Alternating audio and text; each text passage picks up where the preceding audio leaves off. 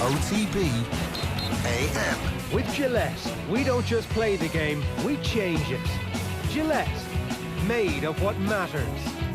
And you're very welcome along. It is Thursday and it's Jerry Gilroy and Sheehan with you all the way through until 10 o'clock. It's a big, big day because today is the day that the anti-treaty and the pro-treaty forces meet in the middle and have a big fight. It's the North versus the South. It's the day that we finally wrap up Mount Rushmore and finish with Dublin. We've done the North, we've done the South, and today we're going to come together with Brian Kerr and John Duggan, who, you know, might have a slight southern side of the river bias. And we actually select the final Mount Rushmore of our 32 counties. That'll be between 9 and 10. We're going to talk with Andy Mitten in about 15 minutes' time about what happened last night from a Manchester United perspective as they limp over the line. And they're pretty fortunate that Chelsea are also limping over the line. So we'll talk with him to see exactly what he made of the selection of David De Gea, Paul Pogba's situation, and whether or not the blunting of Manchester United's attack last night is something that they should be worried about heading into next season. We'll bring you the sports news with Shane Hannon, and we've got loads more besides, including Rhys McKee talking to us at around about 8:50. In the meantime, though, the first, as far as we can make out, the first of the Lions selections are in. We're a year out. Brian O'Driscoll got down to business and picked his starting 15 for the 3-test series in South Africa as it stands today with Joe Malloy last night. Have a look. It was a pleasure watching and stealing traits from different players. You get them in training way more than you get them in games, to understand their process of training, of how they got themselves right, of the work that went into perfecting their craft. You know, Johnny Wilkinson was the perfect example of the time that he used to put into, you know, his kicking game in particular after training was really exceptional. And it'd be hours after people, and he managed to do that over the course of his career. With Jason Robinson, could he go either direction just as easily? Like there was, because I would have analysed him quite a lot as I played against him. He was equally comfortable off either foot. It made no difference whatsoever. There was no preference on ball carry. There was no tells like in poker. There's none of that. You just could not work him out. And whether that was just natural instinct to him or whether he had honed the ability to be unpredictable as well, I'm not sure. But it was just nigh on impossible because as well, you know, if you got on your toes as well, he had a power game as well. He might have been a small guy, but he packed a serious punch as well. So, you know, in contact, he had to stay hit. It wasn't a case of just getting hold of him. You had to work in that contact area too, because he had an ability to wriggle out of hits. You look at, you know, the success that he would have had in rugby league in doing so. You know, that those little kicks, you found, you know, an extra few yards, and then you put that into rugby union is no different, and all of a sudden you've escaped a tackle. Warren Gatland on the New Zealand tour certainly made the point initially that they were only off the plane and they were straight into action, and it was relentless and there wasn't much time to prepare. So you've been on 4 tours, different coaching setups, different groups of players. Is it a more simple game plan that tends to be used on a Lions tour as opposed to what you might be able to implement with the familiarity of the Irish team?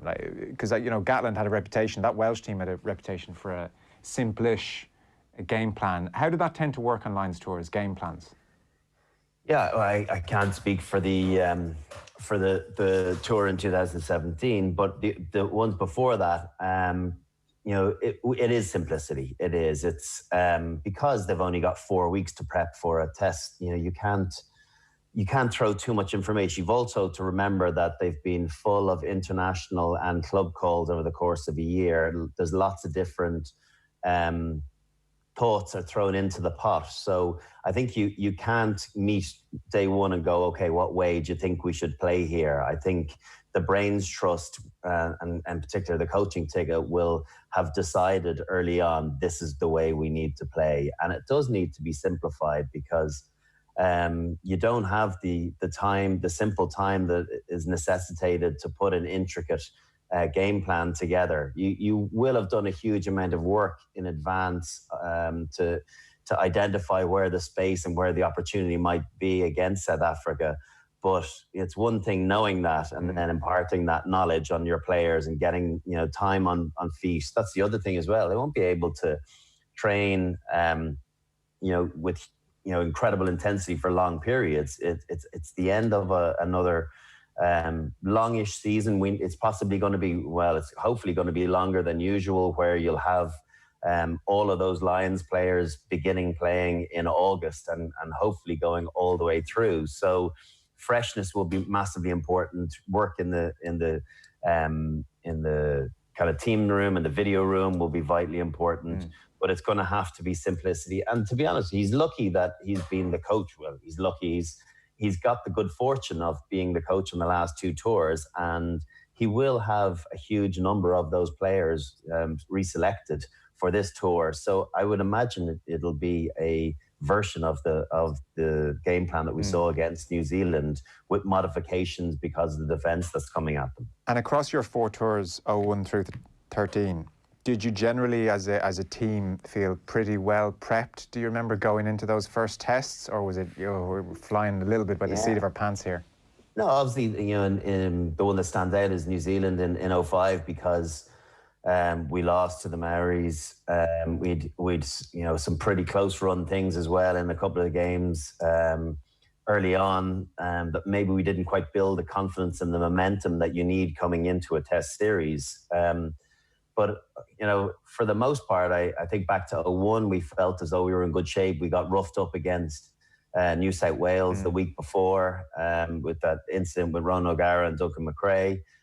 They went out to kind of set down a bit of a marker and rough us up. So, we were ready for test match rugby at that stage. In 09, I thought we built really well over the course of the series, but we were slow getting out of the blocks in that first test, and it really caught us against South Africa. And then in 13, we didn't play particularly well in the first test, but neither did they, and we managed to scrape by against a pretty disappointing Australian team, it has to be said. So yeah, slightly varying. I do think we're probably best prepped in 01 because of obviously the manner in which we played in that first test in the Gabba, and the clarity and how individuals really were played extremely well on the day. We had some standout performers. We got that incredible try from Jason Robinson. We got the power from Scott Quinnell. So I just think the balance, looking back at that team, was struck beautifully, and that it remains one of the painful ones that I look at a series that got away from us. What about then pairings? So correct me if I'm wrong here, but 01, you're going in alongside Rob Henderson, who we had on the show a couple of weeks ago and is great fun. 09, it's Roberts. 05, it's Johnny Wilkinson for all of 13 minutes, I suppose, or however long it was. It may even less. 5 seconds. Is 45 it? seconds. Sorry, 45 seconds. 13 minutes. My God. Yeah. It was quite a partnership we'd struck up in that 45 seconds. They still talk about it. For the ages. Yeah, that was one for the ages. God, 45 seconds. Man, you forget. And then Jonathan Davies' first one in 2013. So give us the rundown there. Who did you, everyone watching is going to think, oh, you and Roberts, that was the one, What did you find? Who did you feel you gelled with? Yeah, I did really gel with Jamie Roberts. For 2 players that hadn't played together before that, I felt as though we had a very good understanding from one another early on. I think we played against the Lions together and got a couple of tries each. Something you had to talk through, or fairly instinctive? There's a bit of that. He was a young player as well, so without sounding conceited, I think you're trying to guide and help younger players as much as I would have been guided and helped by some of the older players. In the early years in 2001, and if you're open to it, you're there to you're still plying your trade. I was only a 22-year-old. I think he might have been 22 or 23 back in 2009. So he was very much the student that he has certainly appeared to be all his life, of trying to soak up as much information, to understanding his role. The beauty of that is I think he knew what his strengths were, and that he carried ball, and the aggressiveness, again, the necessity to be aggressive against that South African defence as well. Just it married up our partnership really well, where he was comfortable with me going in and playing a 12 at times, and him running dummy lines or running that crash ball. I think he probably developed and honed his passing game a little bit more in later years. But, he was known for someone that ran a viciously hard line and picked some great angles and scored some terrific tries as a result of the cleverness of those lines. And he was happy to play that role within that test team. So I really enjoyed playing with him because we were able to understand and play off one another extremely well. Yeah. And with Hendo, obviously, I knew him from international rugby, playing with Ireland. And maybe you might have said that the centre pairing at the start of the tour would have been Will Greenwood +1. No one knew who was going to partner him, and Will got injured in the New South Wales game, and as a result he missed the 3-test series. And I think perhaps he might have been one of the test starters. But my partnership with Hendo, I think there was real uncertainty around our defensive capabilities from Phil Larder, from having played against Ireland in a couple of games in '99 and 2001 in Twickenham, where we got absolutely bashed. So to put in a big performance in the first test match was it was a real compliment, where he said, "Gosh, I was worried about you too, but I needn't have been." So a veiled compliment, everyone. Yeah. And does it happen? Because I want to ask you what you think might have happened with Wilkinson, but does it happen that there are certain players you've matched up with where it just doesn't quite work? It's always forced. I mean, you might get to a level of competency, but there's something missing. Jonathan Davis. We're both two out-and-out 13s. And as much as I talked about moving into 12 for certain plays, I've played a bit of 12 over my time, but I'm far more comfortable in the 13 jersey. And I'm playing, out there from an attack point of view with space, and but also from a defensive point of view. And simply through the injuries of Manu Tuilagi and Jamie Roberts, we were forced into being the centre pairing for the first test. That would definitely not have been a first choice selection had 4 centres or even 3 centres been selected. Right. I think as much as maybe individually we were good players, as a partnership, I just don't think it worked in the 2 test matches, where we just didn't read off one another, both in attack and defence well. Interesting. What about Wilkinson then? Was there potential in that one? Yeah, again, I'm trying to think back. It's 15 years ago. It was going to be a very different type of game with Johnny. He was brought in there to have that left foot option, that what England had the success with in having Wilkinson as a left footer and Mike Catt as the right footer when they'd beaten teams up, and and it was time to play the corners a little bit. I think Clive Woodward identified that the kicking game was going to be vital to any success you were going to have against New Zealand. So that's what he was predominantly in there for. His bravery is something is sometimes a negative. So you don't want your goal kicker to be a guy crashing the ball to make holes for the forwards to get around the corner, but he was willing to do that. So I think Johnny was always a better 10, because as much as he was never expected to go to rucks, he still did, because he was Johnny Wilkinson. But there's an expectation as a 12 to go to rucks and clear outs, and you don't get the most out of someone like Johnny Wilkinson controlling things. So I don't know what that partnership would have been like. You do have the passing game from him then that you mightn't have with other centres. So that is one plus, but I don't know if that was going to necessarily be the game to go and beat New Zealand. We were going to have to try and match them physically up front, and maybe just kick them to death and contest to death. I think looking back at that New Zealand team, that was the only way that we were going to get the better of them. Yeah. With a view to next year, it's 12 years on from 2009. That was a really enjoyable tour to watch from afar. I think the South African ones really have been of late. Yeah. I mean, the players all. It's a great tour. It was my favourite tour to be involved in, even though the test series was over after 2 games. That second test and the first test, even the near comeback, that was real rugby. That was hard, tough rugby. But I just really enjoyed the whole tour itself. Maybe it was because I was a bit more relaxed. I'd been a kid on the first one, captain on the second one, so I was a senior player, but still not past my best on the third test. And maybe it's where I felt my most comfort. Look back to the 2013 tour. Was I past my best? Undoubtedly. So I think all the aspects of touring put into the pot. It felt like 09, including the time zone, and that's a really big aspect that people don't appreciate, is playing your games at 3 or 4 in the afternoon and having time to hang out and socialise with your teammates afterwards, versus Australia, New Zealand playing at 7, 8, 9 o'clock. By the time you get back to the team hotel, it's 11:30, 12, everyone's in bed. Those things are important and can't be underestimated. So I do think that is a huge helping hand on everyone enjoying the tour a little bit more, getting to hang out and spend time with one another, and developing that bond, because it's vitally important when the going gets tough in test matches that you want to fight for one another, and that's only built from spending good quality time, having coffees and going out to dinner and going to the cinema and chilling out together. It's such a huge component of touring and successful touring.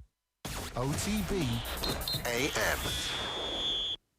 Yeah, you're very welcome back. It's OTB AM. It's Ger Gilroy and Owen Sheehan with you all the way through until 8 o'clock this morning, until 10 o'clock this morning. If you want to get in touch, you can WhatsApp us 087 9 180 180. It's time for us to turn our attention to Manchester United and what's going on with the push for the top 4. It's going to be a nervy end to this whole situation, Andy Mitten, but it wouldn't be in keeping with the Manchester United season under Ole Gunnar Solskjaer if it didn't go right down to the wire. No, I think most football fans will tell you that their team never does things the easy way. And United have been poorer in the last couple of weeks after a very good run where they've been unbeaten since January in that home defeat against Burnley. And there were a lot of encouraging signs and victories over teams like Manchester City a couple of times and Chelsea. But against Chelsea in the semi-final at Wembley on Sunday, United were poor and were knocked out the FA Cup. Drew against Southampton at Old Trafford last week, which was a bad result. And then another draw against West Ham, which bizarrely was a good result because it moved Manchester United up to 3rd. It helped that Chelsea lost a team called Liverpool last night. And United have got one more game in the league. They need to avoid defeat at Leicester, and they'll be in the Champions League. United have not been in the top 4 since mid-September. And while the performance was poor again against West Ham, United have done very well to get into that position. When you consider that in February, United were closer to the relegation positions than 3rd position. They were 6 points off the top 4. They were 15 points behind Leicester. And they only had a goal difference of +7. It's now +28. So it has moved in the right direction, but I can't pretend that there's much positivity around at the moment. Does Manchester United's fatigue levels concern you at all, Andy? Even down the line, it seems that they have tired sooner than Liverpool and Manchester City have done at the end of the season. Every single season since 2013, United have finished poorly in the league. And I don't know the answer to that. I spoke to Ed Woodward in October, and he said it was a mental fatigue that had come with a change of manager. And at the start of this season, I spoke to Ole Gunnar Solskjaer, and throughout this season, and he's talked about the fitness levels being up, that the team have never been fitter. So it baffles me when, having had a rest because of the coronavirus and because of the lockdown and the break from matches, suddenly the team start looking as lethargic as they did do against West Ham. That said, they are the only team in the Premier League to be unbeaten since football has resumed. And United have got themselves into the top 3. But yeah, against West Ham at home, United should have been vengeful. United were terrible at West Ham earlier on in the season. They got beat again away at West Ham. And you need to beat teams like West Ham at Old Trafford and Southampton at Old Trafford. Now, West Ham played well and Southampton played well too. United didn't play well. And the star players have faded pretty badly. So when we spoke a few weeks ago, we were praising Paul Pogba, Bruno Fernandes. They ripped Brighton apart in an away match. And those same players look very average. Now, Bruno's been a success. Footballers have bad games. They have bad months. They even have bad seasons. Not that there's a lot of patience around for that. But he was pretty poor against West Ham.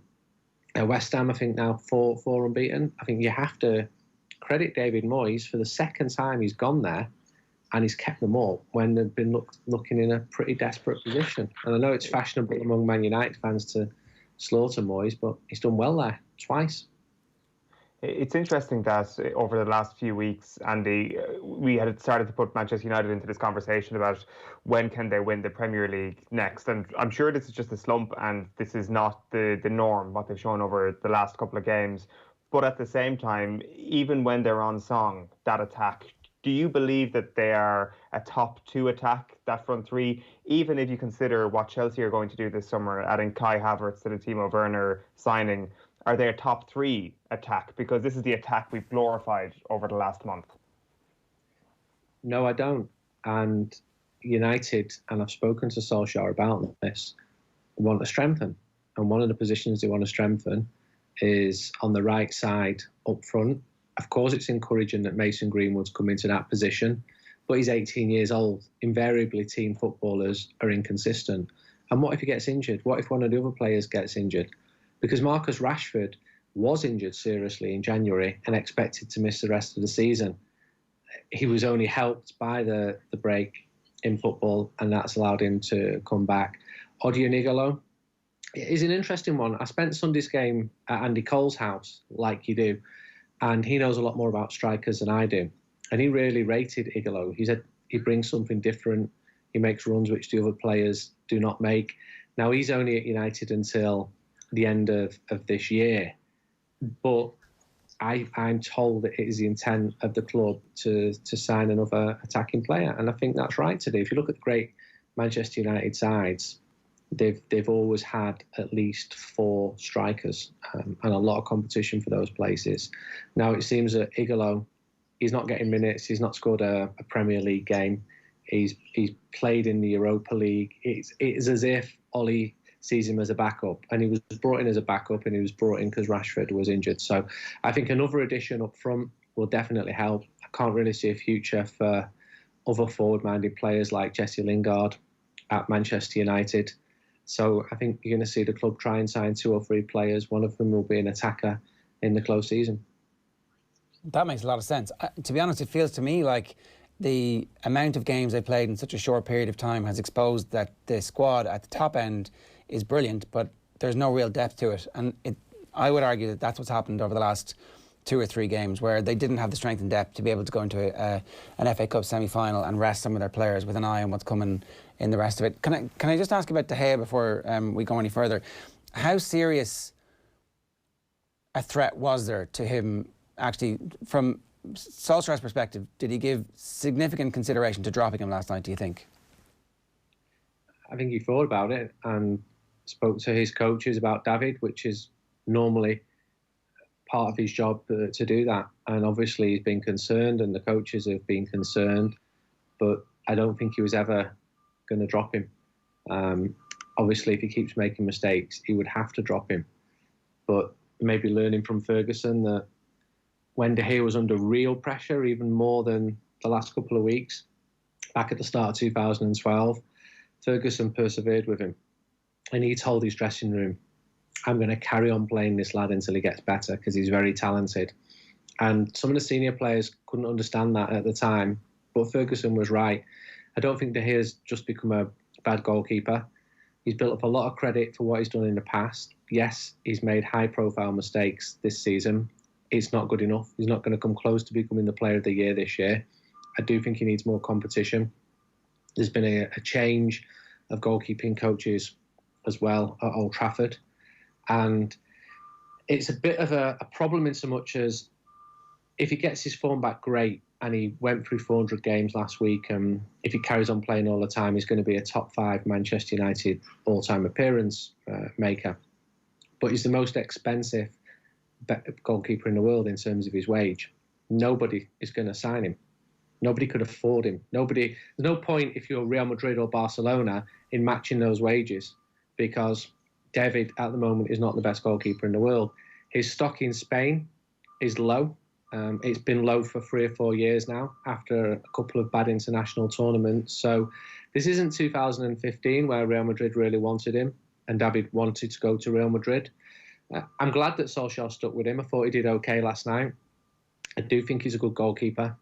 I don't think he helps himself by doing absolutely no media. I think it's not a bad thing to have a couple of allies in the media, and David does absolutely almost nothing. And maybe I'm speaking as a journalist because I've spoke to basically every single Manchester United player. I can even speak David's language, and there's just no interest there in any sort of communication with the media. And when things are difficult, maybe you need some allies. And I do think he'll be okay, but it's an issue. And of course, you've got Dean Henderson, who's done very well at Sheffield United. But then Dean Henderson's made mistakes as well. There's an element of the grass always being greener here. David's not had a terrible season, but he has had he has made too many mistakes. Yeah, in some ways, if they want to retain any value in the asset, they have to play him and hope that he gets back to form, because, as you say, no one's going to take that. No one's going to pay a transfer fee at the moment, and no one's going to take those salary requirements off the wage book. In terms of who they might strengthen with over the course of the summer, how much of a budget will they actually have, do you think, Andy? Because it seems like the market is actually a little bit more buoyant than we thought it might be, given that there are no fans in the stadiums at the moment. Yeah, I don't have an exact number. All I know is that United feel they're in a better position than a lot of rival clubs. But United have been burning £25 million per month during the lockdown. They've been very, very good with the staff. They've paid not just the full-time members of staff, they paid the casual workers. They didn't put the staff onto furlough. And I know lots of people who work at the club, and I've not had a single negative from the way that the club has treated them. It's not just about how much United have got to sign players. There are other factors here. If, for example, Alexis Sanchez was to leave for money, or his wages were to get off the wage bill, if Phil Jones was to go, if Jesse Lingard was to go, if Marcus Rocco, this is unlikely because he's playing in Argentina, where the football economy is nothing like it is in the Premier League. But if some of these wages could be moved off, then that would help Ole Gunnar Solskjaer. If you look back in recent years, United have been spending around £50 million per close season on players. I do think that they would have serious money to go for someone like Jadon Sancho. I don't think it would be anything like what Borussia Dortmund would be expecting. But Borussia Dortmund, there must be some realism at their end as well. There's no Barcelona around to pay 110 million like they did for Ousmane Dembele. The economies of football have definitely changed. It's clear. There's no fans allowed into the stadium. Every club has taken a hit, and what Dortmund will have is a diminishing asset because Sancho's contract is starting to run down. And if Sancho doesn't come, and I'd like him to because I think he's brilliant and I think he's needed, United have got option B, they've got option C, they've got option D. They've got all these different options. And Ole Gunnar has said that he wants to strengthen the team, and it's up to the executives around him and the people helping him with his football decisions to help bring those players in. I do know that Ole's been doing background checks on players, and he's very good at that, and he wants the right type of personalities to come into Old Trafford. Players that are not being signed because they've got a big name on the whim of an agent calling up at the last minute to say he's available. Is the background check something that might, for example, derail a potential pursuit of Jack Grealish? Yeah, I'm not privy to the conversation about Jack Grealish, but looking at it from an outsider, Jack Grealish hasn't helped himself, has he? When he helped himself at Old Trafford by playing really well for Aston Villa, but then when he was seen getting out of his car at whatever time it was in the morning with one flip-flop on and one slipper on, that doesn't look good. Manchester United don't like that type of thing, and it's up for the club to weigh up the personality and the past and the background of the players. They're really interested in family and the type of personality. And when I spoke to Solskjaer during the lockdown, he gave that wonderful quote, I'd rather have a hole in the team than an arsehole, or asshole, depends how you interpret it. So you can't go saying that and then sign someone who's made lots of different errors. But I do think Grealish is a decent player. Don't think he played very well against United a couple of weeks ago. Just last one for me, Andy. Which was your favourite trophy celebration last night, Leeds or Liverpool? Both of them passed me by. I didn't watch either of them. I am glad that Leeds United are back in the Premier League because I'd rather wake up with the prospect of Manchester United playing Leeds United and a little trip over to Leeds.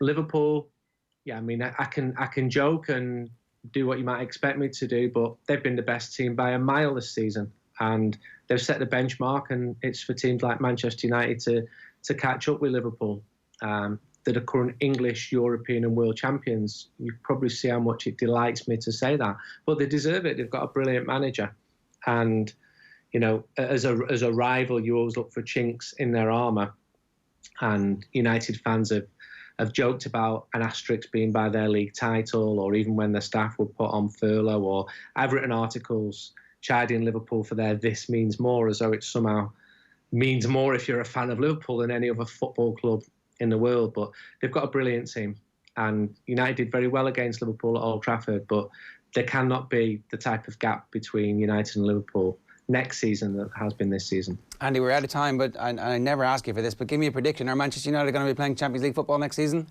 Yes. Just.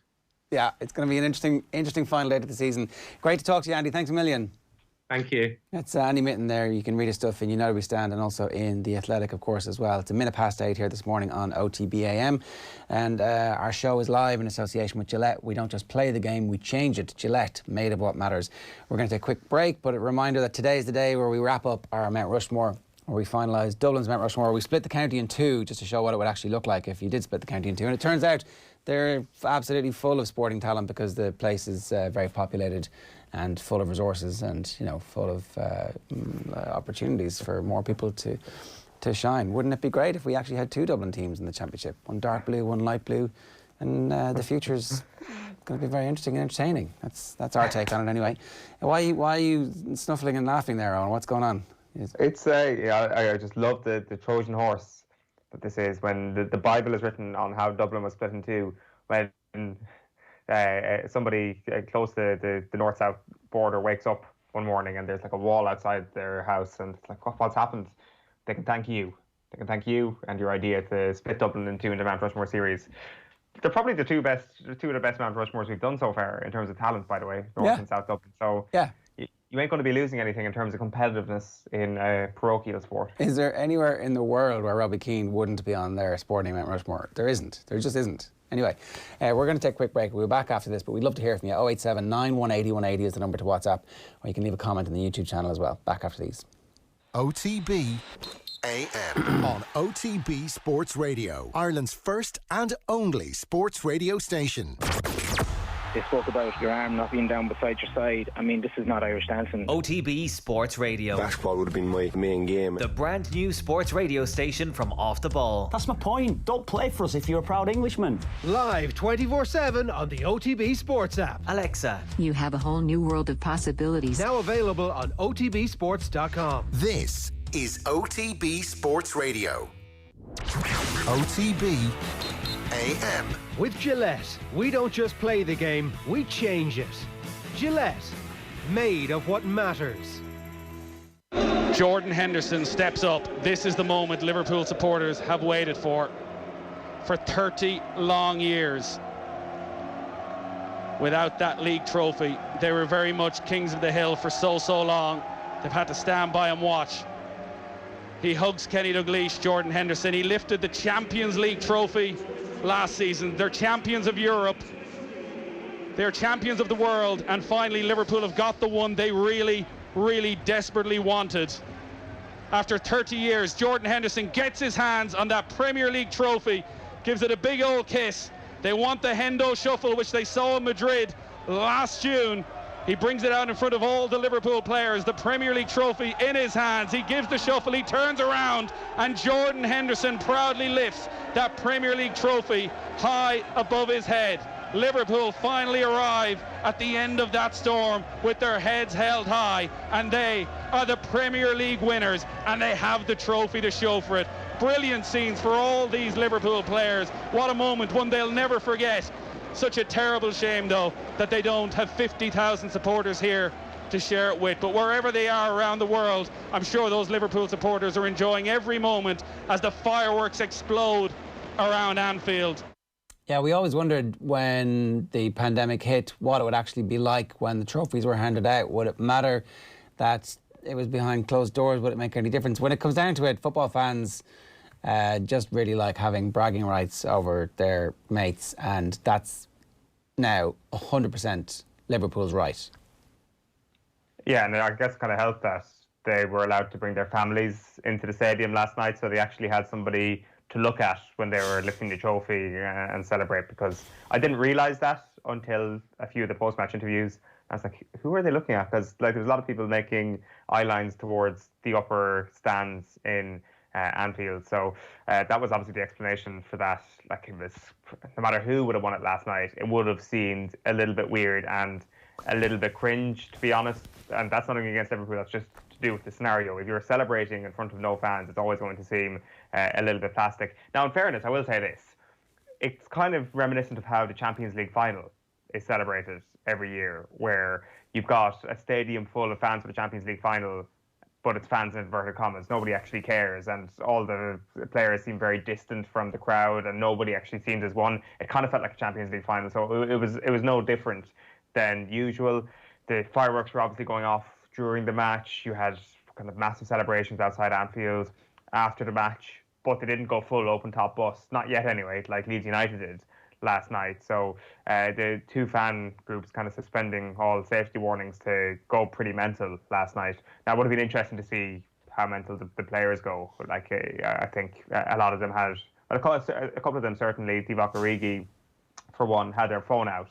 And there was the still image, you know, like in Istanbul, you have the still image of Steven Gerrard lifting the trophy and everybody with their hands flailing in the air. The sort of slow-moving image of last night would be phones hanging in the background. But I guess with nobody in the stadium, there was probably a greater need than ever last night to feel that they had to connect their fans and do an Instagram Live or whatever it was they were doing. But yeah, like, it was like they went all out in it, and as they should, I guess. A fittingly mad game?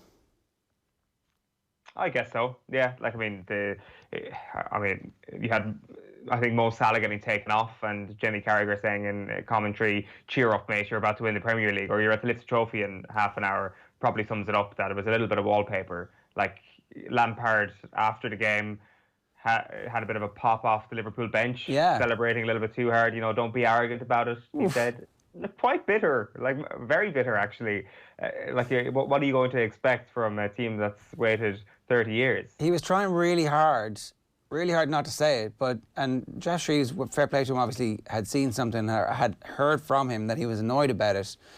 Let the tension build. Like, what's wrong with Lampard? What's wrong with him here? It's like, he's saying a lot of good stuff about his team, even though they were, I mean, okay, so it was 5-3 and it got back to 4-3, but he was like, oh, it always felt like we were in that game, even when we were getting absolutely mullered.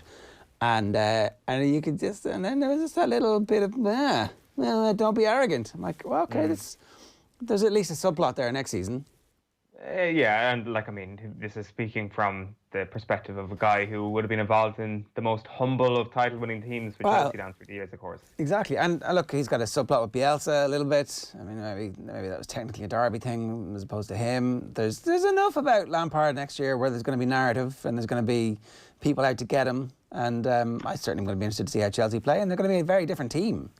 Yeah, it's mad that they spent like £1 billion on their attack when their attack looks just fine. They're, like Carragher was saying, that they're the worst team he's seen all season in terms of defending set pieces. I don't know. They certainly need to invest some of that big pile of cash that they've got towards their defence, towards potentially a new goalkeeper. But it was the battle of the two most expensive goalkeepers in the world last night, and you kind of know which club got that one right. This has just been a spectacular few years from Liverpool off the pitch. Their recruitment has been near perfect. Yeah. And that's the thing about the next season. It's like, those signings that haven't been ever present this season, they could probably go to the next level next year, particularly Naby Keita, who's been excellent since the restart. And like, to call him not one of the main cast at this point is unfair on him, because he has been so good since the restart. But you throw him into that category naturally, and you have to throw someone like Takumi Minamino into that category as well. And you just don't know what they could do next season. You suspect they will get better. That's the way the trends have gone for this Jurgen Klopp team. And as much as the human tendency is there to say that Manchester City will wrestle back the trophy next season, or Chelsea will go closer, Manchester United might cause an upset, the answer is right in front of our eyes. Liverpool will be favourites, I think, to retain it next season. And like, I mean, after waiting 30 years, there's surely been a massive drop off in the last few weeks, and they've still been good. So I think all is well at Anfield. Souness put it best last night when he said that the next decade is going to see a lot of Liverpool involvement when it comes to challenging for the big two trophies. It just wouldn't be counting any chickens just yet, you know. Stuff happens in football really quickly. Something like weird things happen. Who knows if Klopp burns out and decides that actually he wants to spend some time. Who knows, right? Like, they should enjoy this now, as opposed to, I saw a lot of like Liverpool fans on Twitter who are already thinking about next season and beginning to wonder about where the fall is going to come from. It's like, just enjoy this.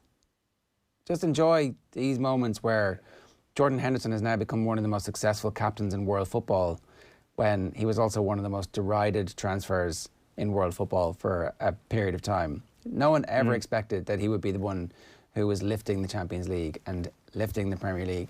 You know, particularly in that team, everybody thought it was going to be Stevie G. That was his destiny, to break the famine. And he couldn't do it. But Jordan Henderson's team, there's something about this group of players that you should really enjoy. Like, that's the living in the perpetual future is something that a lot of sports fans do. And actually, I think it misses the point a little bit. He's the only survivor from the team that lost 6-1 at Stoke on that final day of the season in 2015. So that's 5 years ago at this point, a total overhaul, except for Jordan Henderson. So you can't understate just how remarkable a transformation has been with him as the centrepiece of it. But on the point of fans getting excited about the future, is that not the point of being a supporter? No, you're allowed to be excited about the future, but if you're a Liverpool fan, chillax. You've got a long summer here well, you don't really, it's a really short summer, an unusually truncated summer. But just, like, don't be worried about anything. Like, part of chillaxing is like actually thinking to yourself, we're sorted here. But like, they're not. It's a mix of, like, I understand why you think that. Trepidation of, how is this going to go wrong? And also, because I don't know. I think that if none of us have learned anything over the last 6 months, then hey, look, we're not going to learn anything ever. 087 9180 180 is the number here. Share your Liverpool angst with us if you have any, or share your dreams of global domination. Either way, we're happy to luxuriate in them today for a little while. Shane Hannon is with us. Shane, how are you? Morning, lads. Keeping well, thanks. Yourselves? Owen asked that genius question of Andy Mitten. Which of the trophy celebrations last night was your favourite? Was it the Liverpool one or the Leeds one? How was yours? You know, I turned them off. I did watch the Liverpool match, quite an exciting game, but yeah, I was thinking, will I watch this for posterity reasons, for historical reasons, to say I watched it in a historical sense? But no, I turned it off. I pressed the red button. And no, I didn't watch Leeds either. But look, as Andy said, I think a lot of United fans are glad to see Leeds up, and that's not even said tongue-in-cheek. I think having Leeds back, having an extra rivalry in the Premier League just adds to it. Would United fans like to see them relegated again next year? Absolutely, but it's great to see them in the Premier League for one season. Yeah, I mean, look, it's funny. Who had the stat about them being the most chanted against team? Was that in the Premier League, even though they weren't even there? In the Sunday paper review. Yeah, Paul Rouse said that. Or it was in one of the Sunday papers. Yeah, that's hilarious, really. Also, the interesting thing from that statistic was that Liverpool were in second. And I didn't realise that the kind of in-stadium anger shown against Liverpool was on a Leeds level. But yeah, that's remarkable.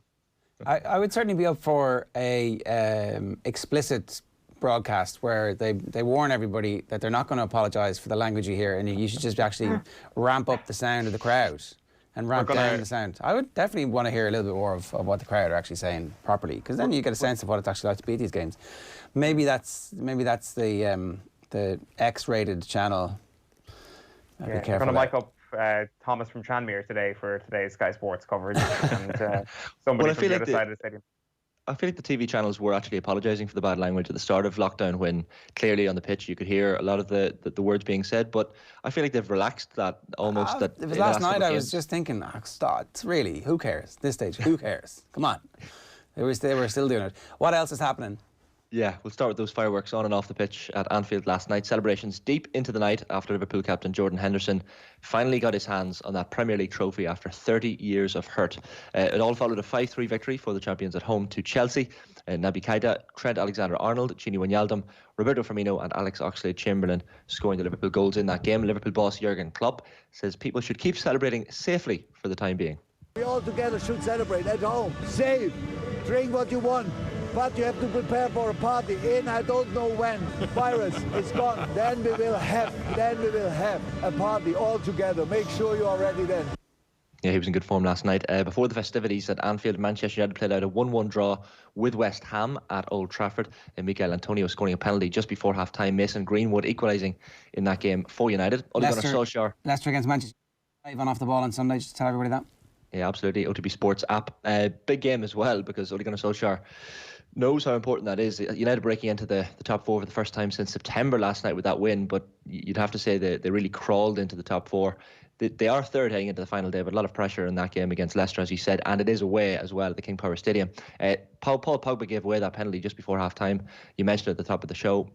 Blocked the ball with his hand when he possibly could have just taken it in the face for the team. Ole Gunnar Solskjaer saying Pogba apologised to his teammates after giving that penalty away just before half-time. We've got an open group, so you hold your hand up at times, and he could have hit it took it in the mush, but it's a natural reaction sometimes to protect your face. Is it? Yeah, is it fair enough? Did Pogba do the right thing? I think that Gary Neville probably called it correctly on TV last night. He said if the ball was a bit closer to Pogba, you'd give him the benefit of the doubt and say, look, natural reaction, instinct, hold your hand up and protect your face. But the ball was 10 yards away. He was in the wall, so by default he was 10 yards away. Take the pain. It's only going to hurt for 20 seconds, and it's unforgivable in some senses. He was right. I think so. Is it? If I stand in front of you and kick a ball as hard as I possibly can as a professional footballer, you're just going to take it. Well, when there's so much on the line. What if it could cost him and he misses the rest of the season? That goal could cost United millions if they don't make the Champions League. Well, I mean, they've got another game. It won't be his fault if they don't make the Champions League. You don't make the Champions League over the course of a whole season, Shane. You can't bring it down to this one incident. But if he got concussed, we're all like, everybody's concerned.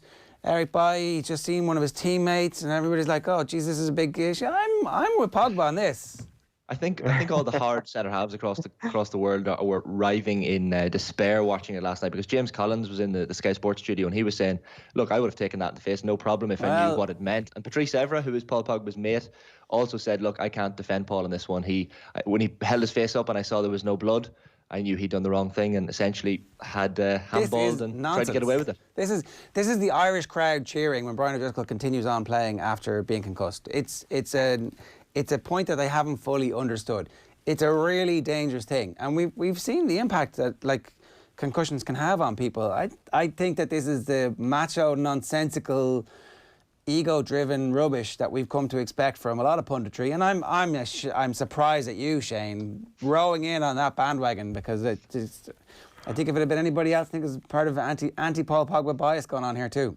Well, there's a soup of issues. Is the issue not that he used his hands, and that added to the kind of nonsensical nature of it as well, that he could have just ducked? He could have done your move, Ger, and ducked, and saved his nose, saved his face, saved any potential concussion, and ducked.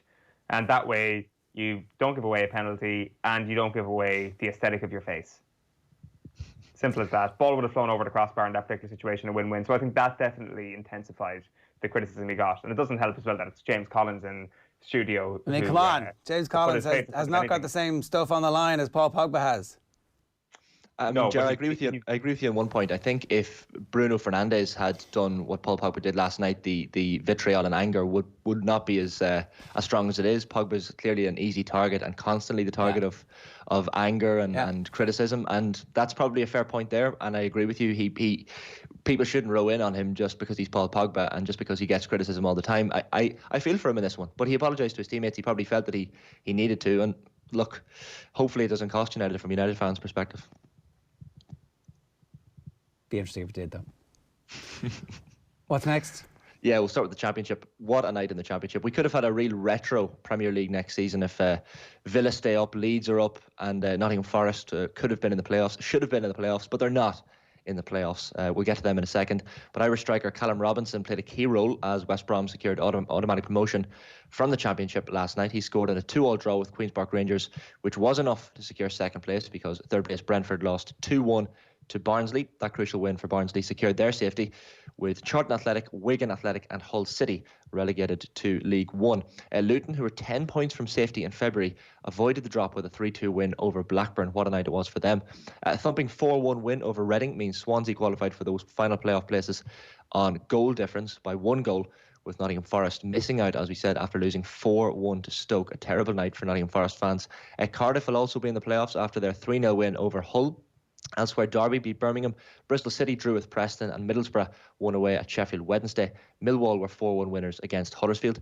Champions Leeds finished the season in style. Meanwhile, they beat Charlton by 4-0 before lifting the championship trophy at Elland Road. Leeds have also defended their decision to hold an open-top bus celebration following that win against Charlton. The club says after discussions with the local safety advisory group, it was decided a brief appearance from the players with the championship trophy would encourage fans gathered outside the ground to head home. That was their logic. Juventus need just one more win to claim a 9th consecutive Serie A title. Juve are 6 points clear of second-placed Atalanta and can claim their 36th Scudetto tomorrow with a win at Udinese. Inter Milan were held to a goalless draw against Fiorentina last night. They are third with 3 games to play. Some golf news this morning. Jonathan Caldwell has dropped back to 2 under par on day 2 of the British Masters in Newcastle. In 2017 winner Paul Dunne, he's level par, not out until 12:40. Paul Dunne's not out until 20-1 yet, begins the day from level. So Cormac Sharvin and Gavin Moynihan both starting the day on 2 over. Scotland's David Law is the man to catch on 7 under. Tournament host Lee Westwood, meanwhile, further down the rankings at Close House in Newcastle after finishing the opening day on 1 under. Donald Trump, meanwhile, has denied lobbying to get the British Open to come to his Turnberry golf course. There had been reports the American president had spoken to the US ambassador to the UK about securing the sporting event for his Ayrshire resort, but he has told reporters he'd never mentioned it. The Six Nations Championship could yet be completed this year. World Rugby Union has recommended a new international window between the 24th of October and the 5th of December. The dates are expected to be confirmed at a council meeting next week. An 8-race card at Leopardstown this afternoon that gets underway at 1 o'clock. Also 8 races down for decision at Limerick. The first off there at 4:45 and a finish with the greatest sport of all time, snooker. Fergal O'Brien in World Championship qualifier action this afternoon. He takes on Ross Bullman's first round conqueror Rod Lawler. That's from 1:30 in Sheffield. This year the coughing at the Crucible is going to have a lot of people shifting uneasily. Yeah, I saw Jan Verhaest, one of the top snooker referees. Someone tweeted him and said, "What are you going to do if someone coughs?" And he says, "Kick them out, essentially, and tell them to stop." But probably tongue in cheek. But it's going to be a strange Crucible, not obviously a full Crucible theatre. But this is the first year in a couple of years that I haven't been over, so disappointed. But I'm quite happy for the year that's in it, to sit back and watch it on TV, and hopefully it's a decent tournament as well. And what kind of crowd capacity are they going to have? Because they're being used as the guinea pigs, aren't they? Essentially, I think it's the first indoor sporting event being held, so it's kind of a test run, but I'm not sure what the exact capacity is. Obviously, it's a small capacity anyway, only a couple of hundred in the Crucible, or a few hundred in the Crucible, but they'll have to have the empty seats, and people can't sit in front of other people, that sort of thing. So it'll be interesting to see how it goes. Now, players have been playing in snooker behind closed doors the last month or so anyway, so they'll be quite used to it. Ronnie O'Sullivan actually last week said he'd rather fans weren't there at all, because he doesn't feel safe. He's a bit of a germaphobe as well, Ronnie, so... He's right, though. Why don't we bring darts back the way it always has been? That would be, seems to me like they might all show up and go about their day-to-day darts fan experience, and we'd all be happy with that, right? I know you tune in, Ger, as well. I think they trialled the darts from home as well for a while. Players were playing. Yeah, how'd that work Wi-Fi. out? I know. Turns out the only thing people tune in for are the crazy people in the crowd, and that's it. Are you saying to use the darts fans as some sort of weird human experiment here? I'm just saying, I think that there'd be a lot of volunteers from the darts demographic to come back, and they strike me as the people that you see in those videos in America who are giving out about being forced to wear masks. Those crazy women kind of throwing stuff on the ground. They're spring breakers. The darts players, in your view, are the people you send out first over the trench and into no man's land. That's exactly what you're saying here this morning, Ger. Operation Human Shield. They're peak athletes, these darts players, as you can see from their physique. Well, I'm sure there are a lot of them with underlying health conditions, so that's no laughing matter, certainly not of at 8:24 of a Thursday morning. Shane, are you done? Good stuff? All good, thanks lads. Thanks very much. Callum Robinson looking good last night. Darragh O'Shea in the middle of the celebrations for West Brom too. So hopefully Callum Robinson can stay there and stay on loan from Sheffield United and actually get his opportunity to play in the Premier League next season. Philip McVeigh asks, will you be doing an All-Ireland Mount Rushmore when finished? Great concept, really enjoyed it. Who would pick that for us, Owen? Oof, great question. I don't know. Do we do like review everybody's performance in terms of contributions to Mount Rushmore? We probably couldn't do that because everybody has bottled it, basically. So nobody's left. We'd be out straight away. I don't know. Is it Michael D, or is that like two? That's obviously it would just be Galway and just Galway footballers, Galway soccer players. Yeah, possibly. Like, is there anybody left that hasn't already contributed to this who's got any shred of credibility? Is what I'm thinking. Michael D is obviously one of those people. So, God, I don't know. I'm stumped on this one. David says it would be great to do a provincial and an All-Ireland Mount Rushmore once the nominations are completed, even if just virtually. An enthralling series. Well done, all. Tommy reckons you're going to have to be on a mountain already to qualify. So there's no way. Like, I mean, Henry Shefflin would have a claim to be on Ireland's Mount Rushmore and didn't make it to Kilkenny's because I wasn't in that day, and I'm going to repeat that every day. Robert Hodgkins on YouTube says, Eamon Coughlin's a definite today. What about Anton O'Toole, soldiered for years through good and bad? Kevin Moran, a definite as well. I don't think Kevin Moran or Eamon Coughlin, they're going to have to be grandfathered in by Brian Kerr today. That's his choice. Here's the thing, South Dublin's Mount Rushmore has been the best one we've done so far. It's in terms of quality.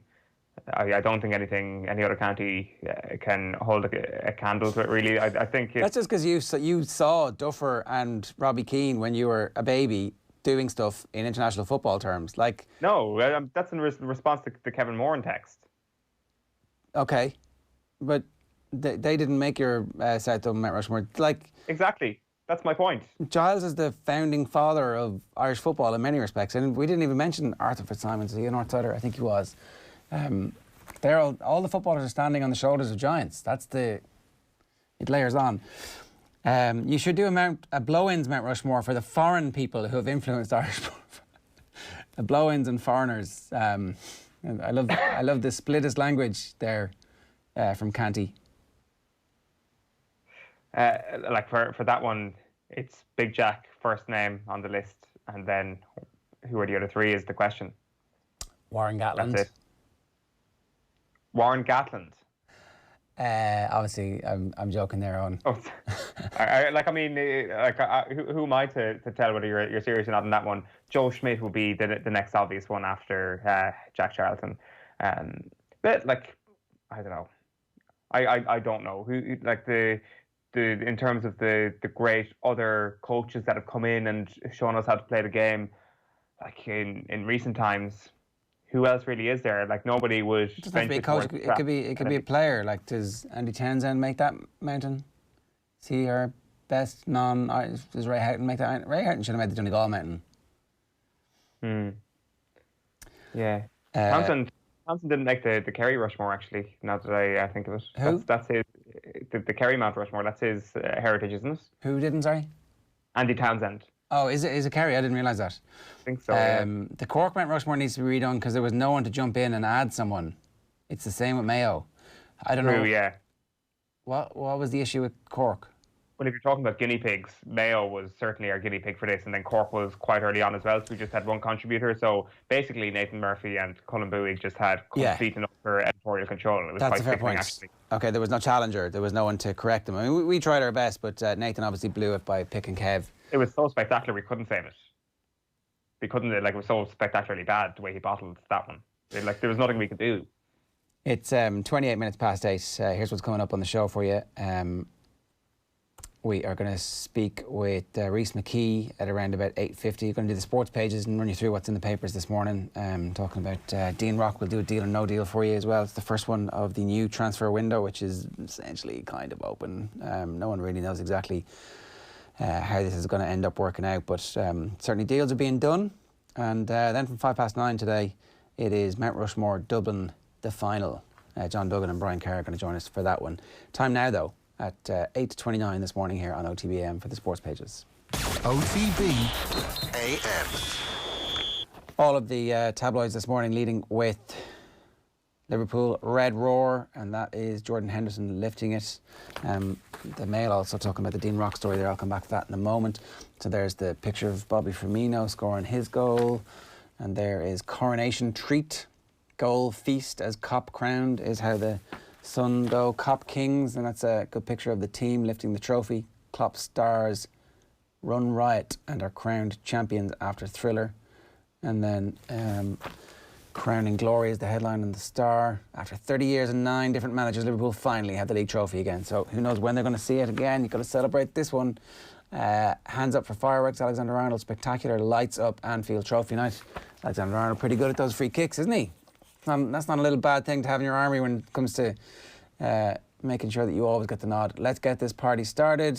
That's the Times. Hackers cost sport millions. The cost of sport of cyber attacks has been revealed at one Premier League club almost losing $1 million to cyber criminals who hacked into the email account of a managing director during a player transfer negotiation, and a football league club almost forced to cancel a game after a cyber attack disabled their turnstile systems. It's an interesting story. And the Racing Post. Liam Treadwell remembered a ceremony suffused with sadness. The hero comes home. Home is the hero. The boy from Arundel came home yesterday, and his family and his friends and those who knew and loved him were there to meet him at the great cathedral on the hill. It seems like a long time ago that Liam Treadwell actually passed away, but his funeral was obviously yesterday. Enable set to face just 3 rivals in epic King George, so it turns out it's going to be a shortened field in that. And then I suppose that was the other story. We'll get to that in a moment. Rock comes under fire over free-taking clinic. That's on the back of the Daily Mail. In the broadsheets for you this morning, we have the trophy lift on the front page of the Irish Times. Greenwood earns United vital point in Champions Chase. FAI awaiting quarantine clearance for Bulgaria clash. So the FAI are looking for special dispensation to be able to go to Sofia to play a friendly. A huge game in terms of getting his team ready and knowing exactly how he wants to play from Stephen Kenny's perspective. So obviously he wants that to happen. And the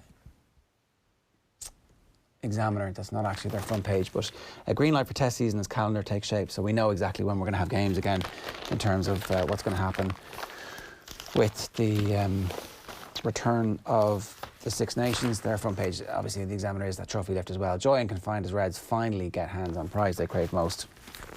The Indo is the same crowning moment. They also have this story. League of Ireland streaming sales will indicate merit of coverage, says RTE chief. And that's the same on the back of the Herald. RTE chief says sales will show merit of League of Ireland coverage. So there's no excuses here. If this takes off, great for everybody. If it doesn't and the numbers are not significant, then there's lessons there for everybody as well, said Declan McBennett. The numbers of the subscriptions domestically and internationally will prove the merit of it. Nobody in soccer can say they're not getting coverage here. This is pretty much every game now. The price point cannot be an issue because it's more than competitive. This is not a low-scale operation.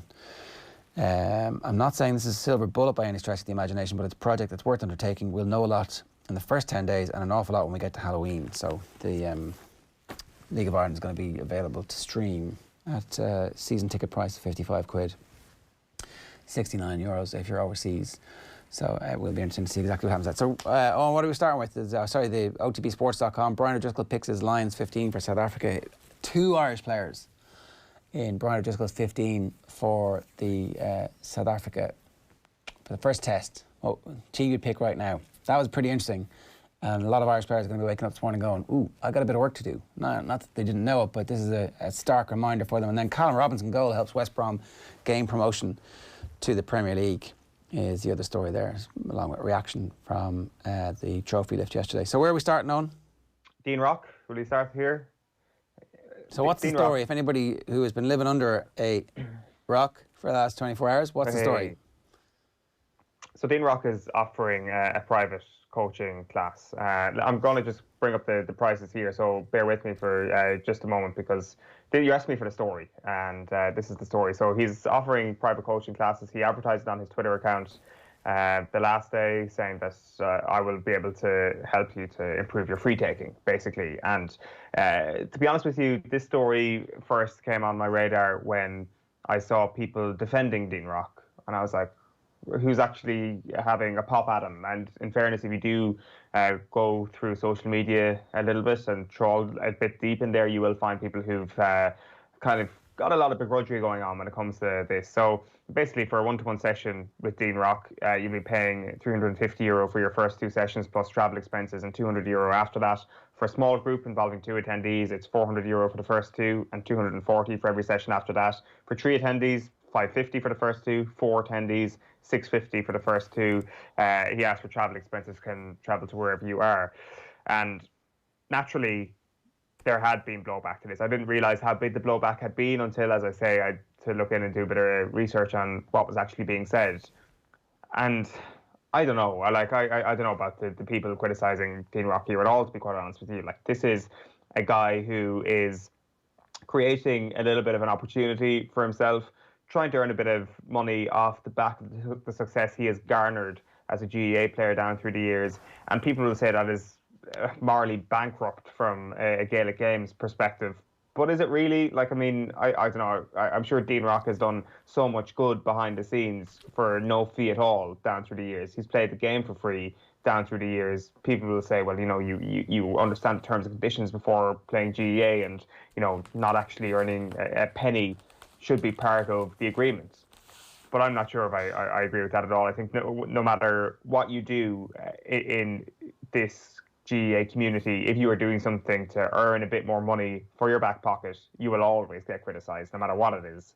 And I think that is just the latest example we have of this. Now, like, I mean, one thing I will say about this is that I've got no problem with people taking the piss out of this online. Like, I see the RF, the Mayo account, saying he wasn't sure whether or not he'd insure his Passat or get a training session to improve his free taking with Dean Rock. And, like, people have been genuinely funny about this, but there's a difference between being funny and taking the piss out of it and actually being seriously critical of it. Like, I mean, we kind of took the piss out of Liverpool's trophy lift last night. It doesn't mean that we're critical of Liverpool as an organisation. I mean, you can have a laugh about things. It's okay to do that and still say Dean Rock is well within his rights. But on a serious level, if people are actually getting their back up about this, I would say get a life, to be quite honest with you. Fair play to Dean Rock.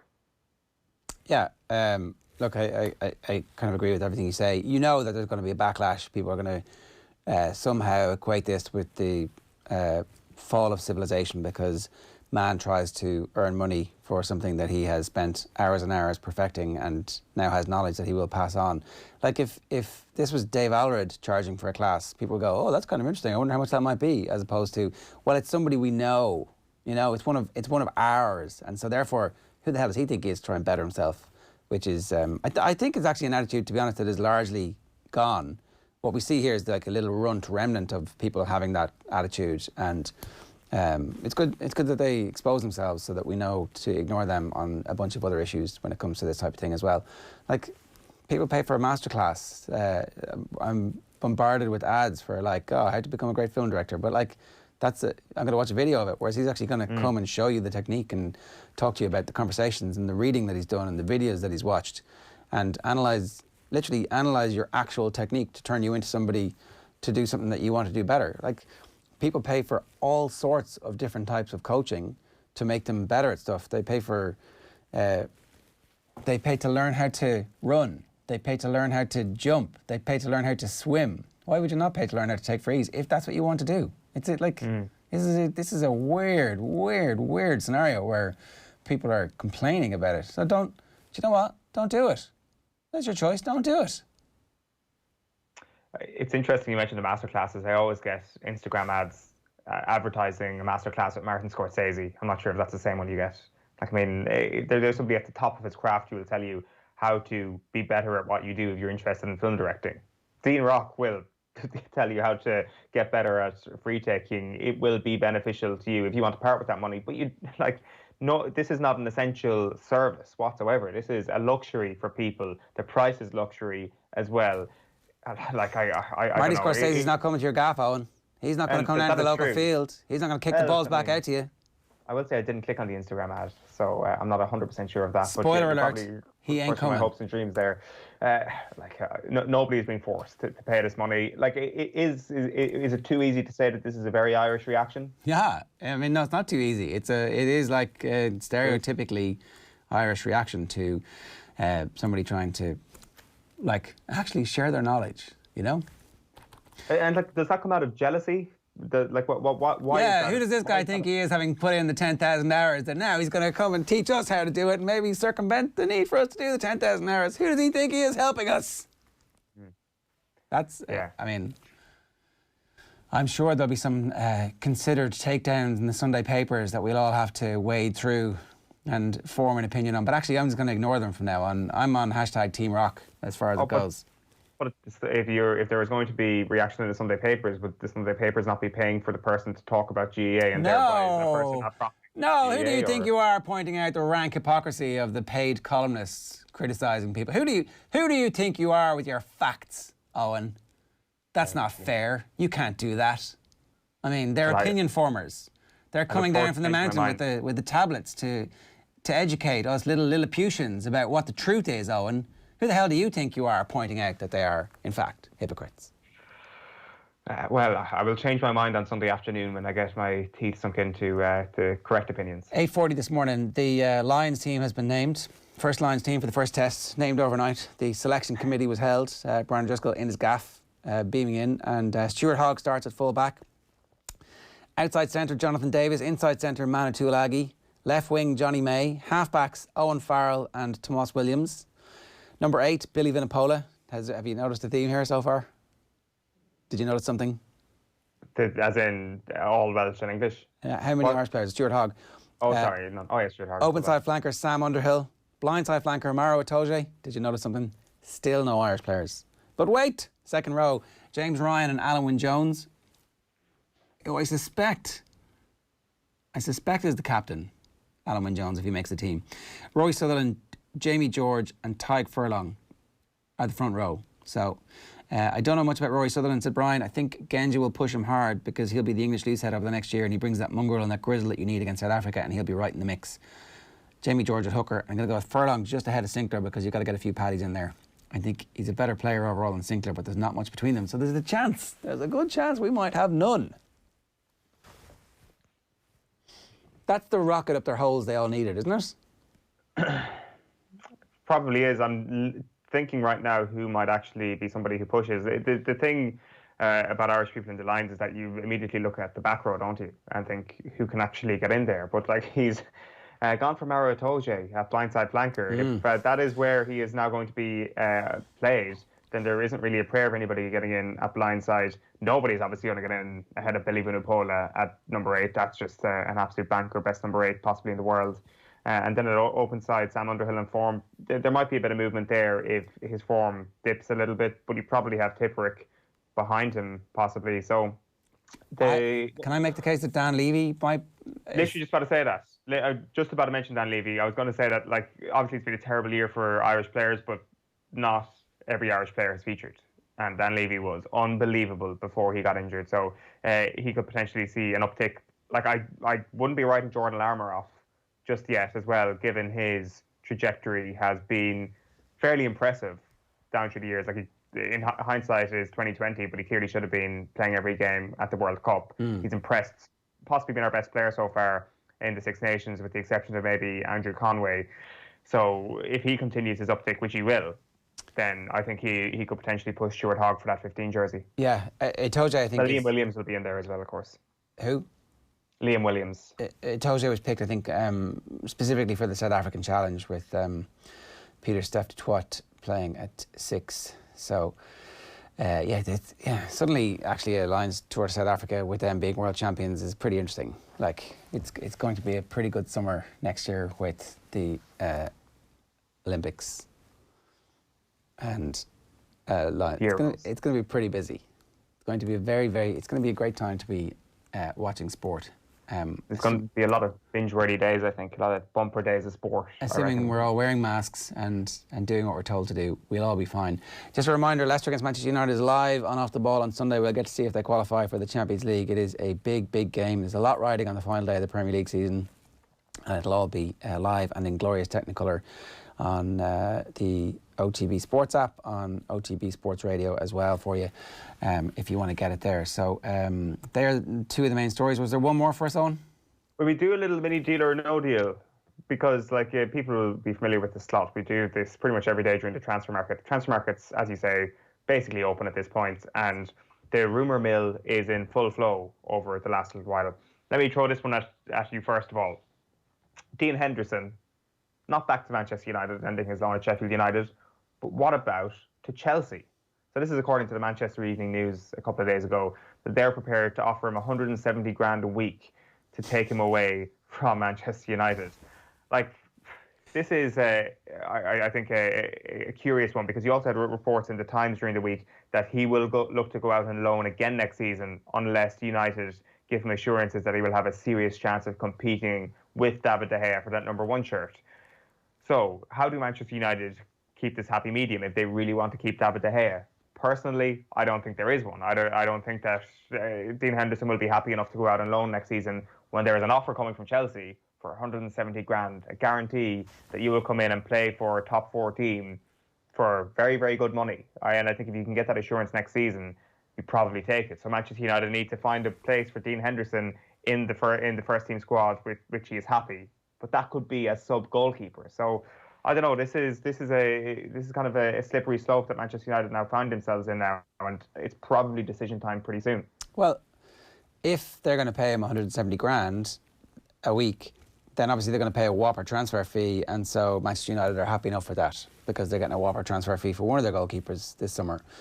I don't believe any of this story. I think that the only person who benefits from this story is the player himself, and so therefore I'm fairly suspicious of where the story is coming from and whether or not Chelsea are actually interested in paying that amount of money for the player, and B, genuinely interested in paying him 170 grand a week at this stage, because he's going to have to go on strike to force that move through, essentially, because as far as I know, he's still under contract, and so he's not a free agent, and it's not like he can just walk down to London, sign his contract and take his 170 grand.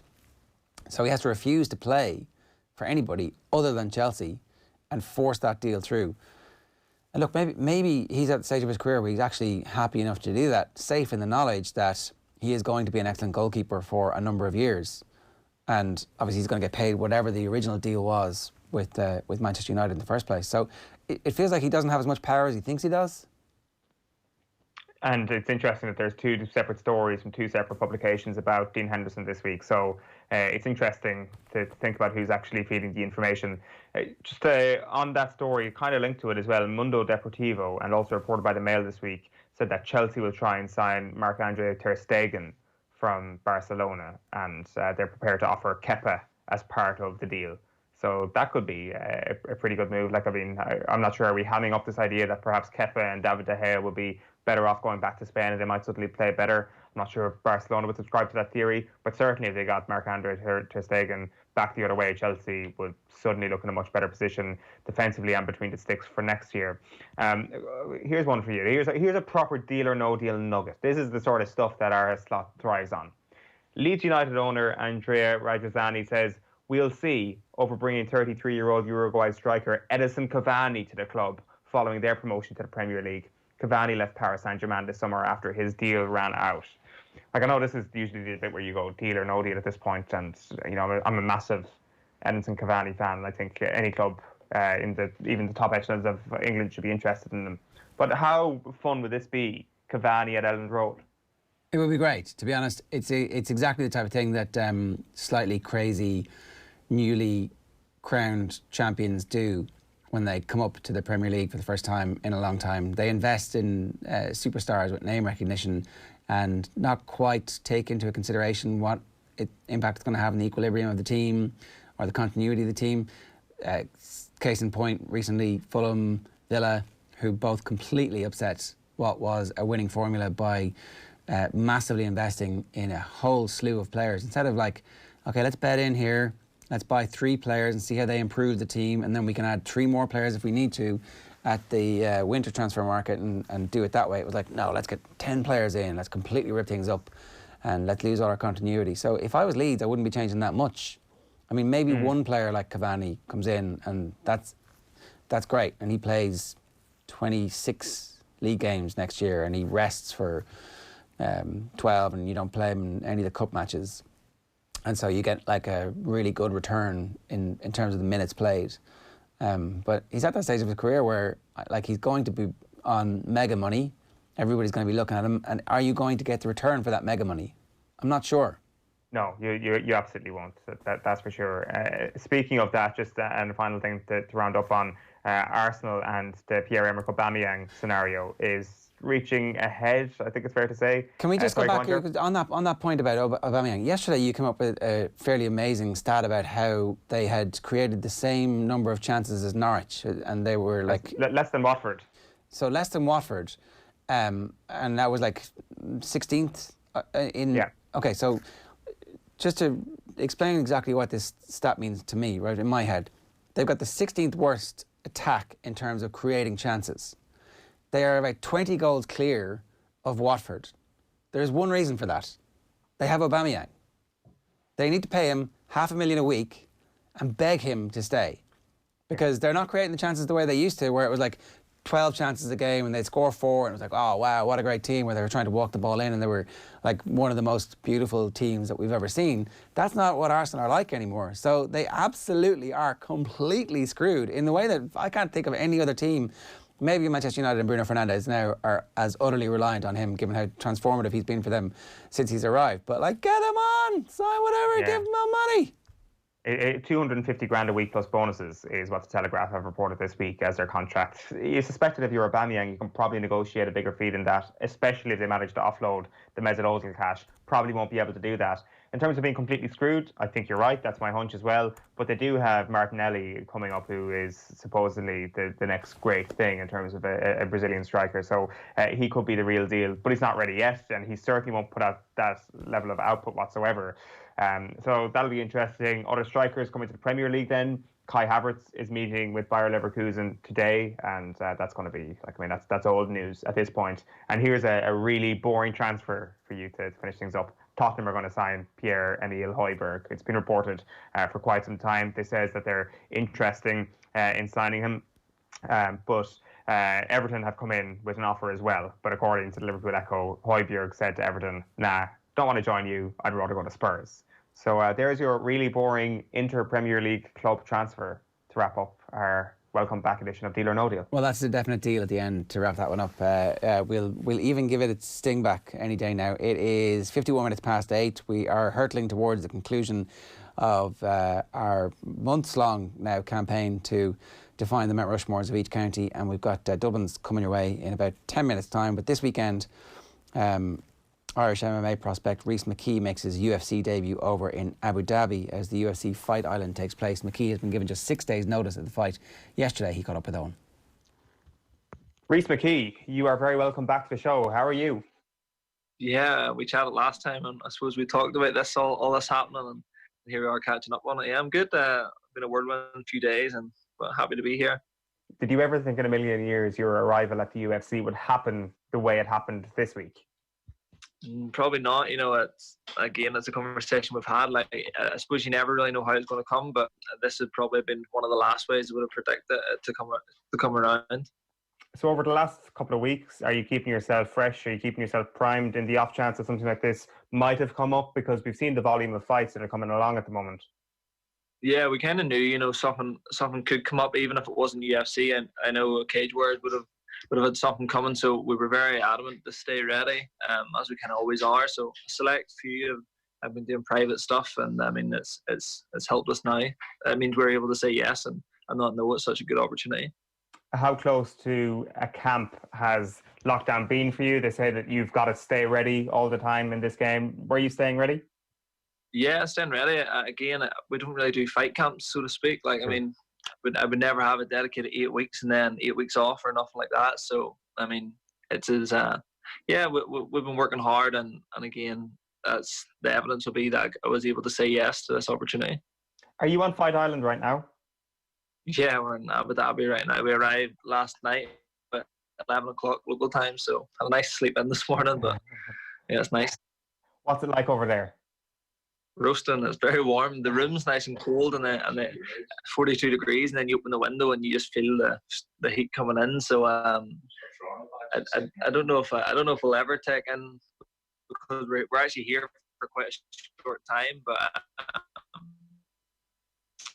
it's a flying visit, isn't it? So it isn't.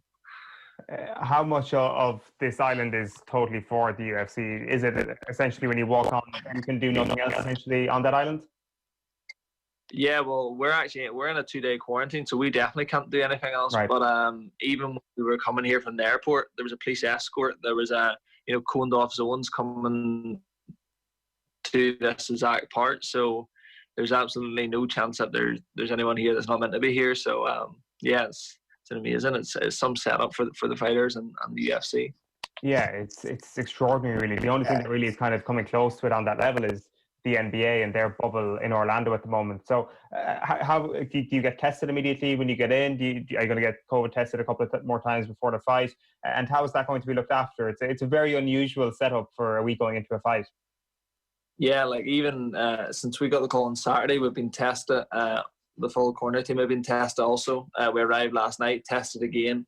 We're to be tested tonight again. So it's a bizarre kind of thing we went through, but again, it's all for the bigger cause, and it just shows how elite the UFC are, that how fast they're able to make things happen. So it's really obvious to see. Do they have good facilities there in terms of practice?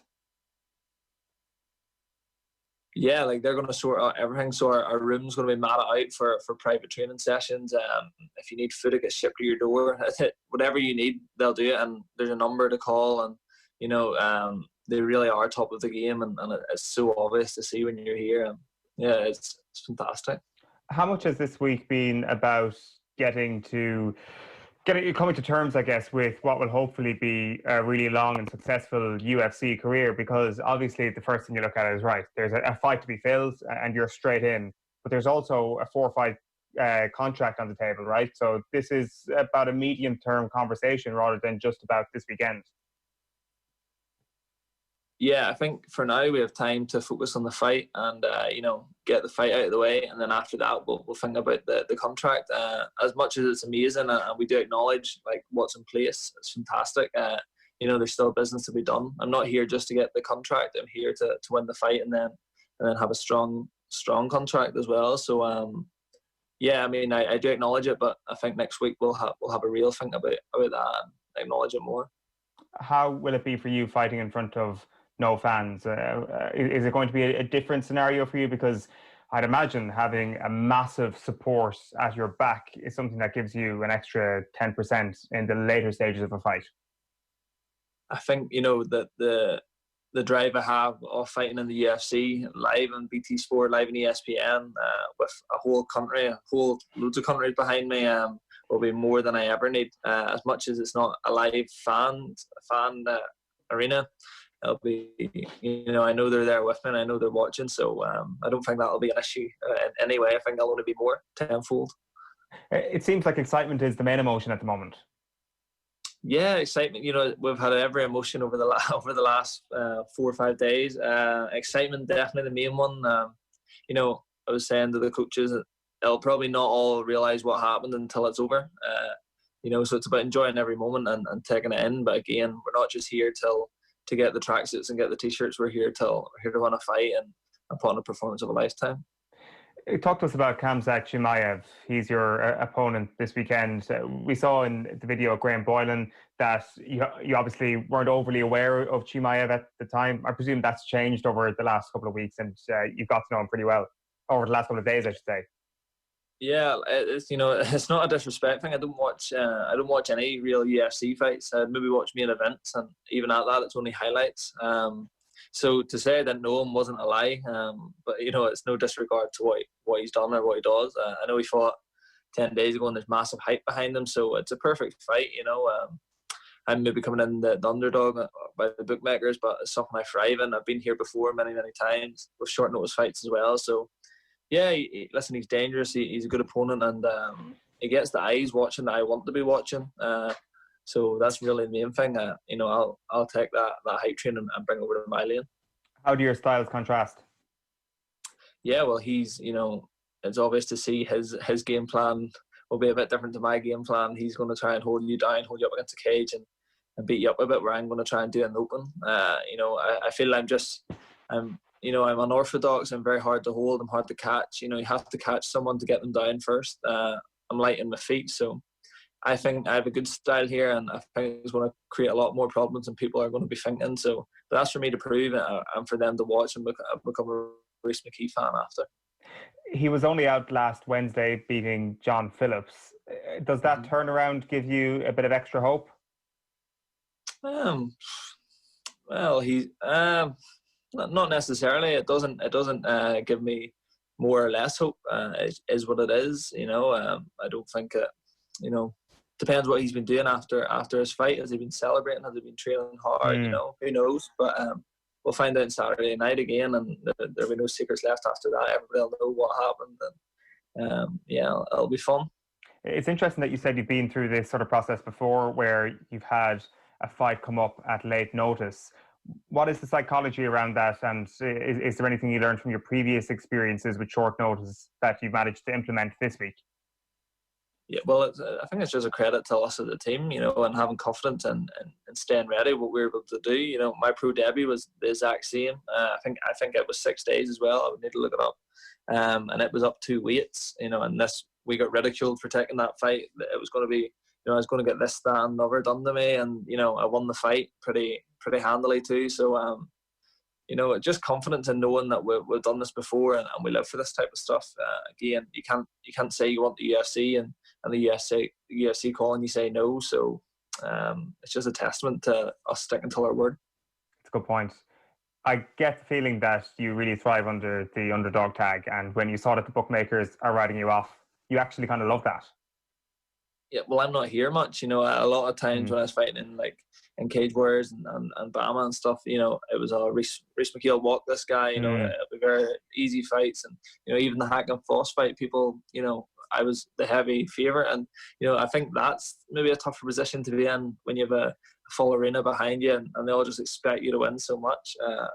So when you're here and you're an underdog, I hate the term you have nothing to lose, but when you are the underdog, you kind of do have this, do what you can, and shock everyone, shock the world. Are you expecting a big step up in standard now that you've arrived at the UFC? It seems like a stupid question, but then again, everybody who's got to the UFC, the vast majority of them have come from somewhere else before they've gone. Even the unbeaten people in the UFC have come from other organizations.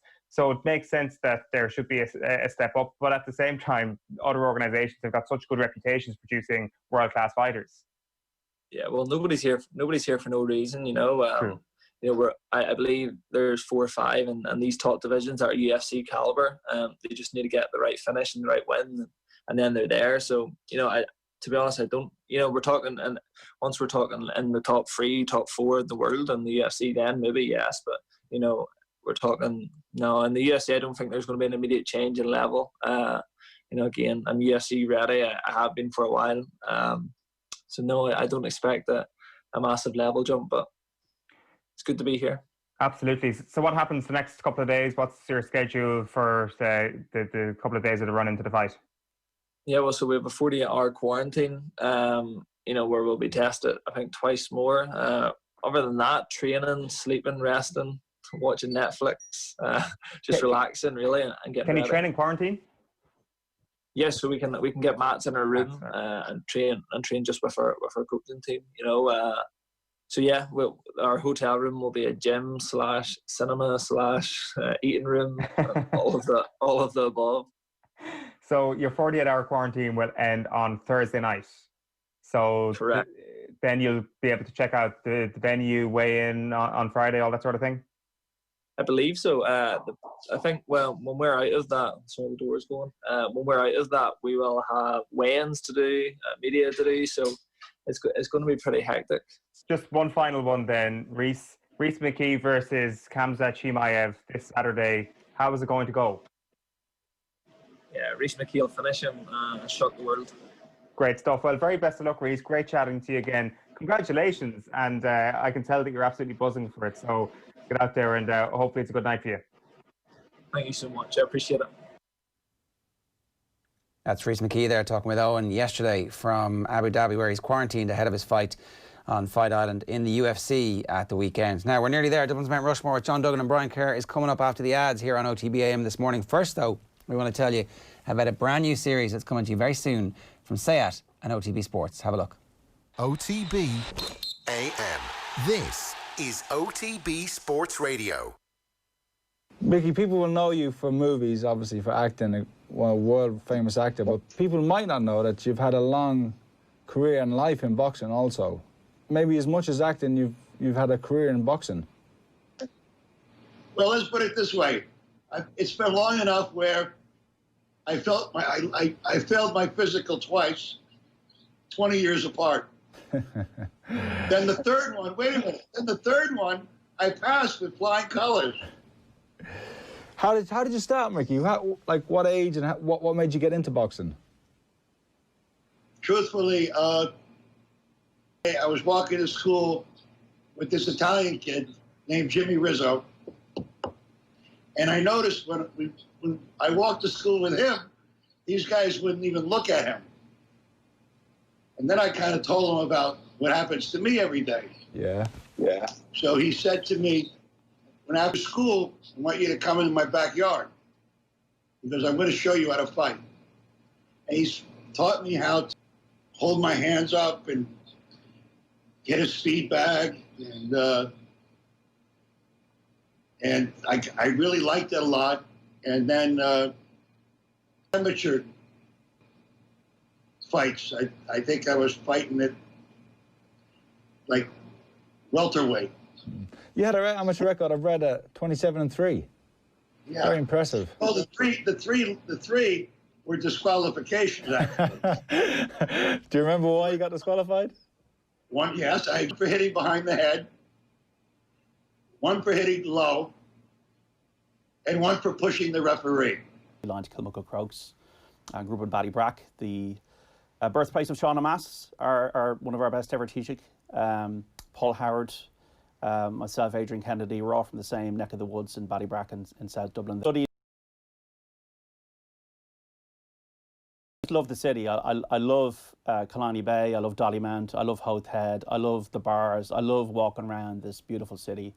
I love O'Connell Street, I love Grafton Street, I love Mulligan's, I love Kilmainham, I love Neary's, the Long Hall, all these great pubs you can have a chat in. And I just love walking around Dublin. I remember even meeting Brian on Christmas Eve one year, just walking down Grafton Street.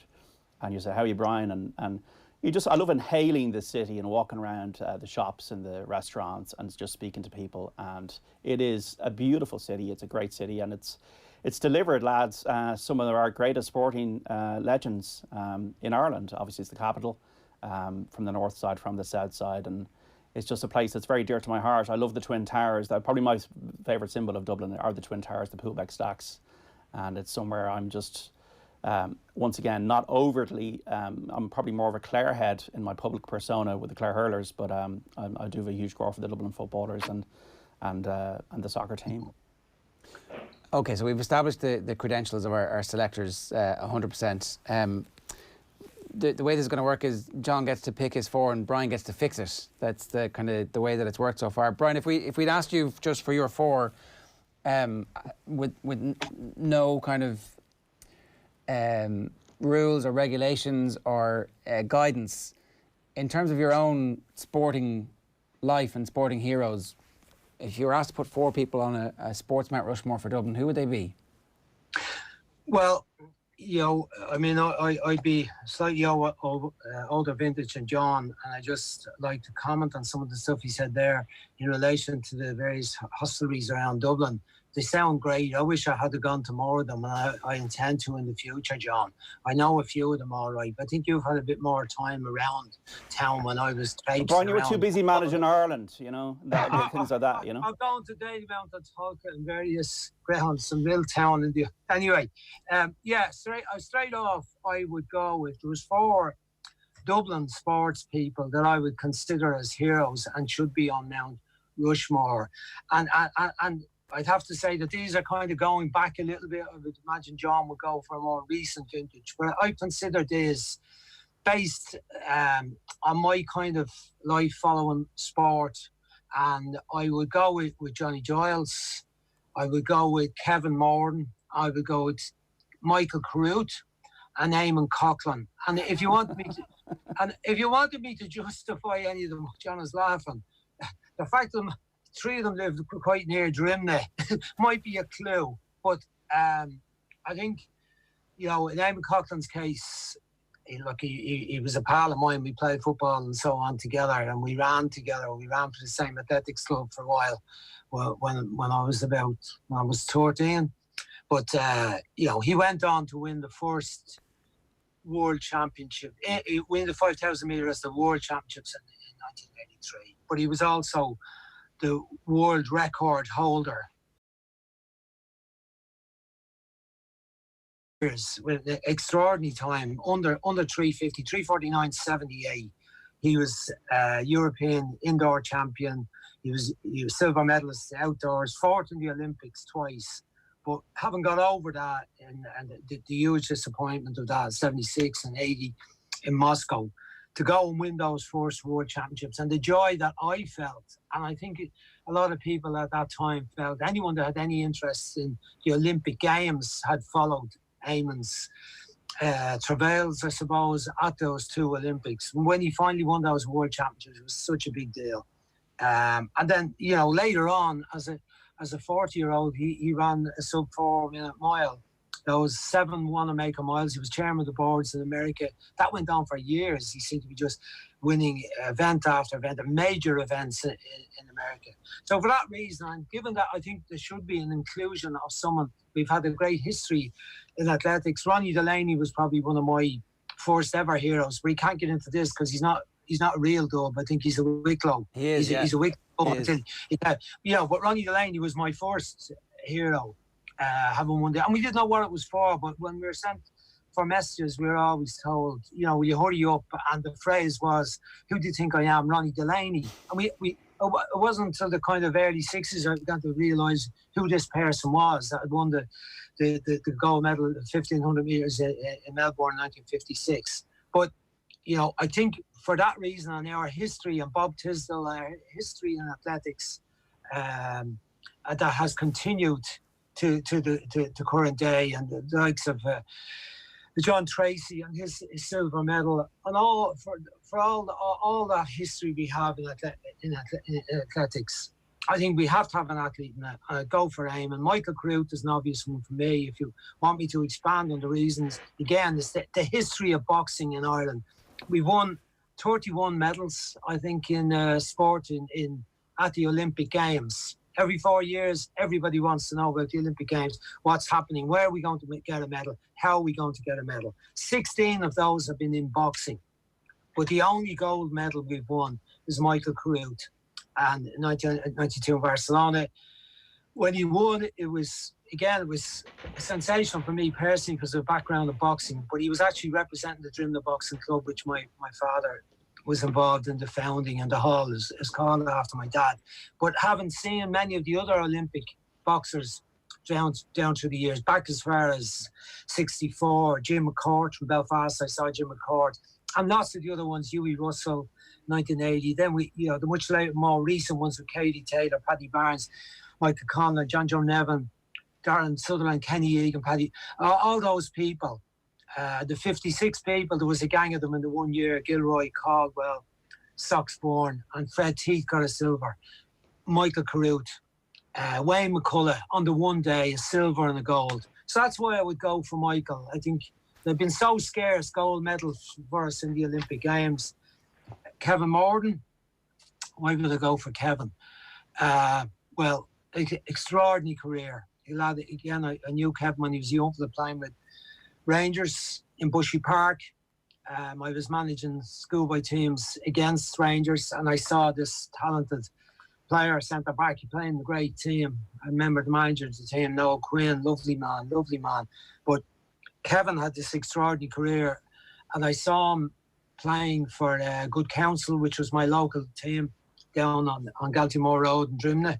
I knew he was handy at the Gaelic because at school level for Drimna Castle, they would have been a very strong Gaelic school. As the school I went to, James Street in James Street in Dublin's Liberties. But I was very aware of Kevin as a Gaelic player and a soccer player.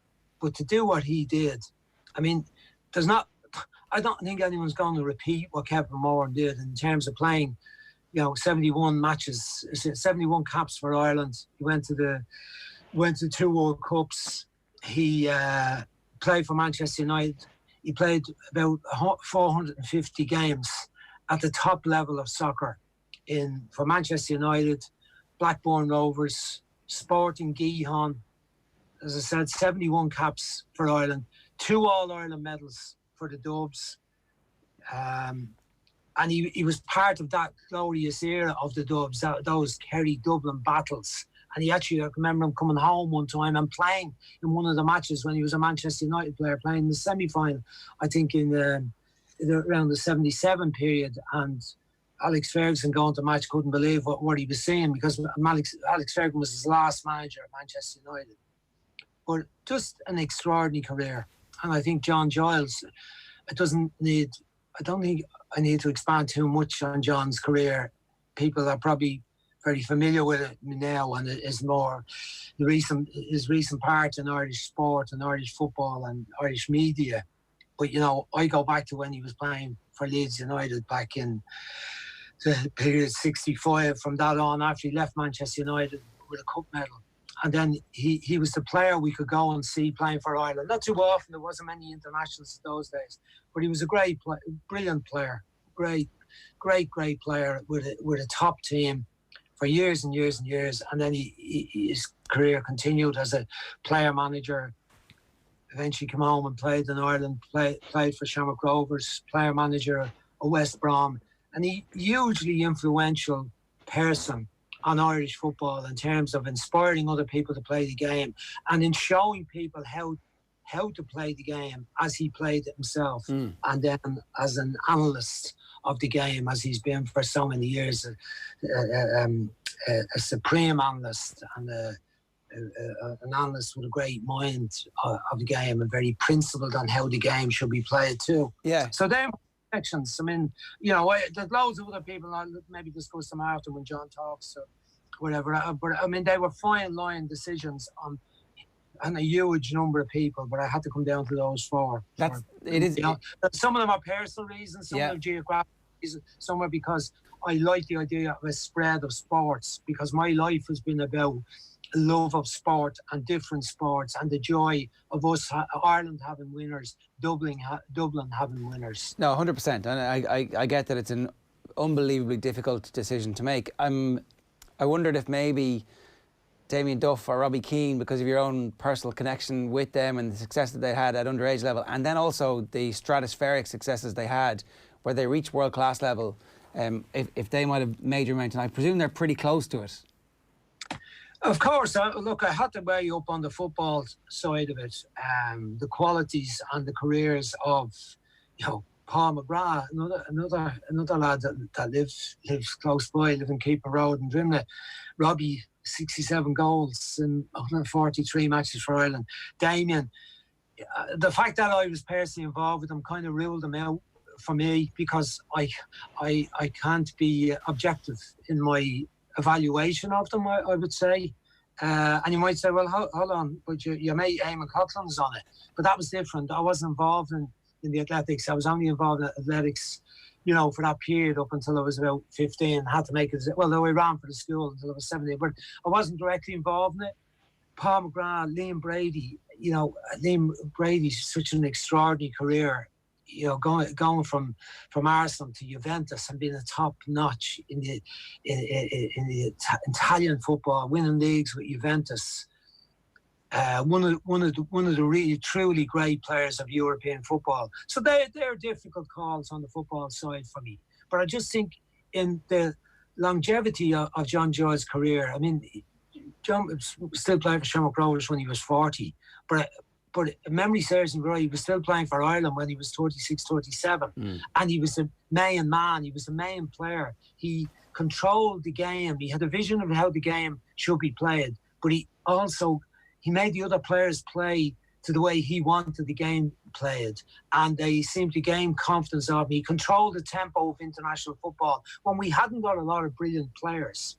But I was to pick on a couple of games, and they're easy ones, the Don Givens games, as I call them, the 3-0 over Russia and the 4-0 over Turkey in a short period of time, and Don scored all the goals. And how, with Liam then coming into the team as a young man, how they controlled the tempo of international football and the style of it, and it was exciting, and it was a lovely game, and I was mature enough at that stage to be able to assess it and to analyse it and say, will it get better than this as an Irish football supporter? I mean, I know we had glory afterwards, we World Cups, and it's a time now for looking back on Jack Charlton's career, but the football really touched the brilliance of that time when Giles was at his best as a mature player, surrounded by a few very decent other players. John Duggan, I don't envy your choice because that's I don't either at this stage. That's a pretty good mountain. That we might have Brian on 3 Rock, and I'll be up at Braddon with a different mountain. I went to bed last night really kind of confident that I'm really secure in my 4 choices here, and none of the 4 choices that Brian made are the 4 choices that I've made. So I don't know how we're going to square this off in any way. Maybe 2 and 2, or just look. Maybe Ger and Owen, you'll decide as neutral observers in the Stokes Kennedy Crowley way. Let's start with your football, okay? Because we've just heard Gaelic football or soccer. Soccer. Paul McGrath is my choice. When I'm looking for my own criteria for a Mount Rushmore, and this is why this is such a brilliant concept, because it's completely subjective. I'm looking for a bit of magic, a bit of legend, a bit of stardust, a bit of the intangible, and I was also looking for different sports to represent the interest that Dublin people have in all sports in the county. And Paul McGrath, for me, I think the reason why I picked him is the triumph through adversity. The fact that he grew up in orphanages, he encountered racism.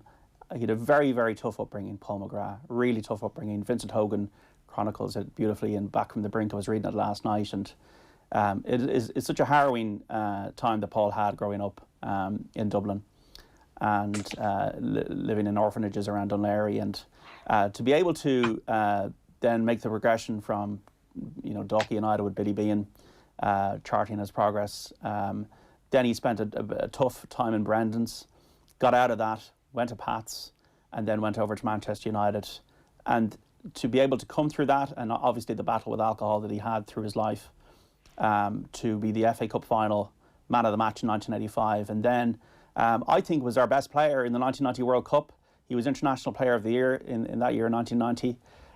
Jack got the best out of him, and then we all know about the Giant Stadium, 83 caps for Ireland, PFA Player of the Year. They've got the God shirts at Aston Villa. That was not insignificant achievement at the time when Manchester United were winning the Premier League.